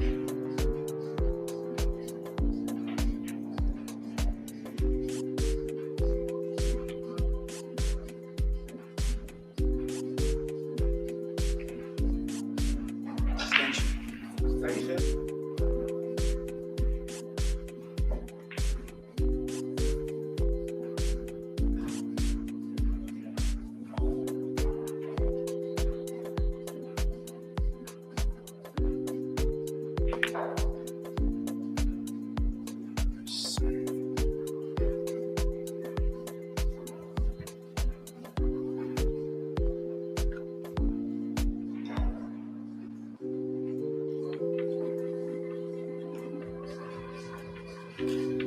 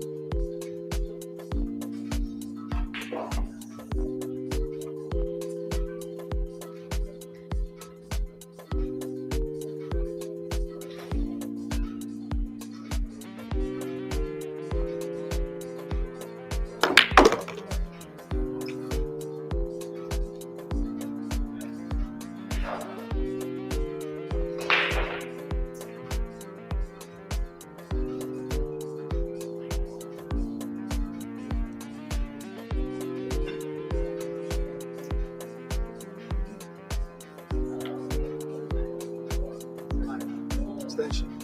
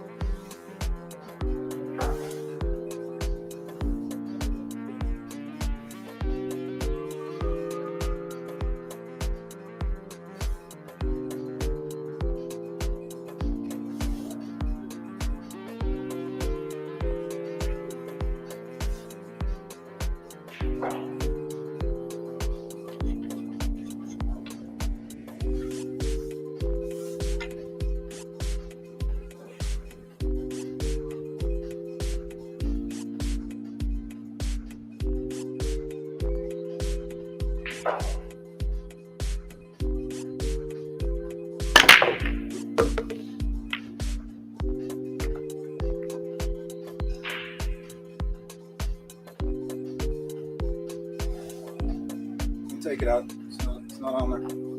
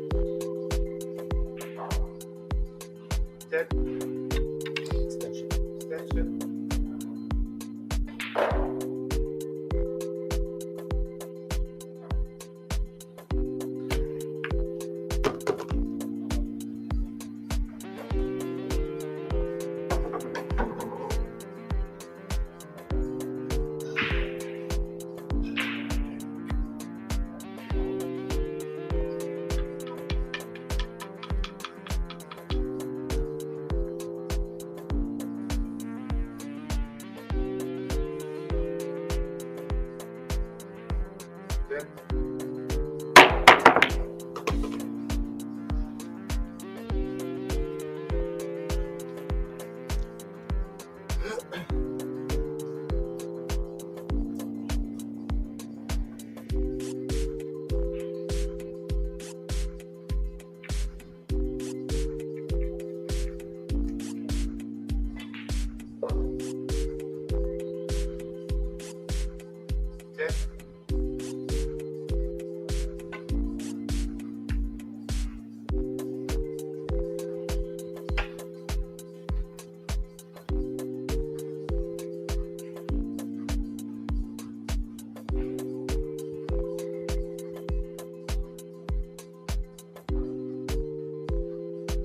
extension, right?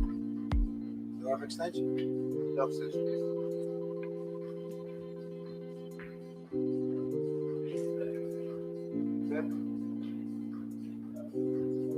Bye.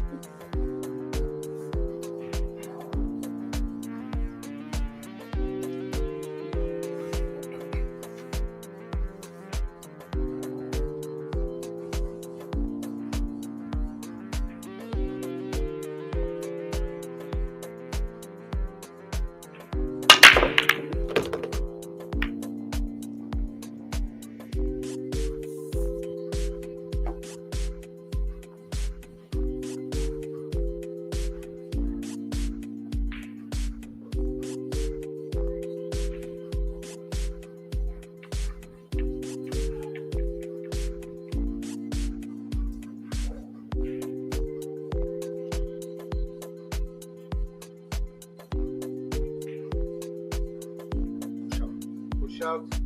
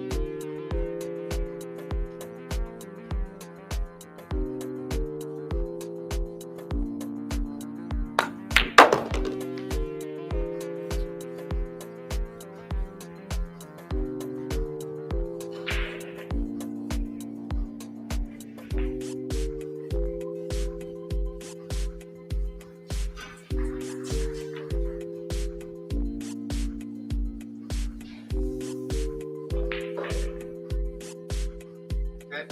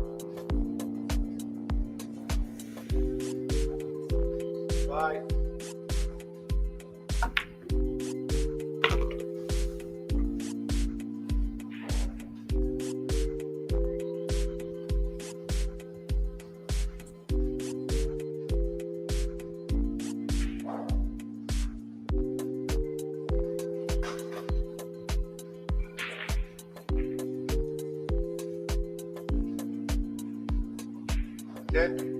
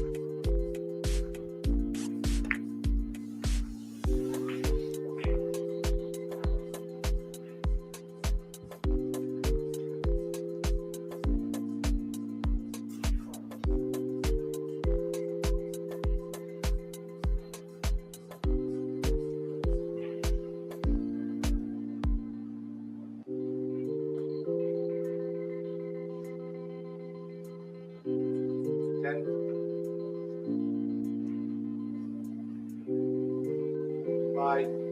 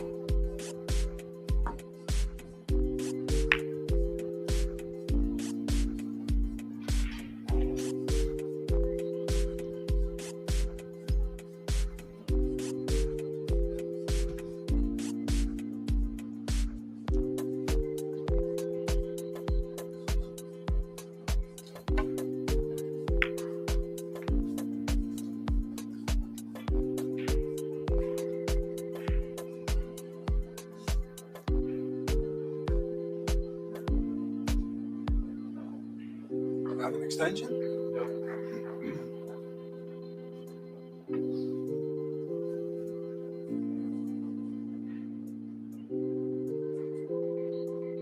Okay. Bye.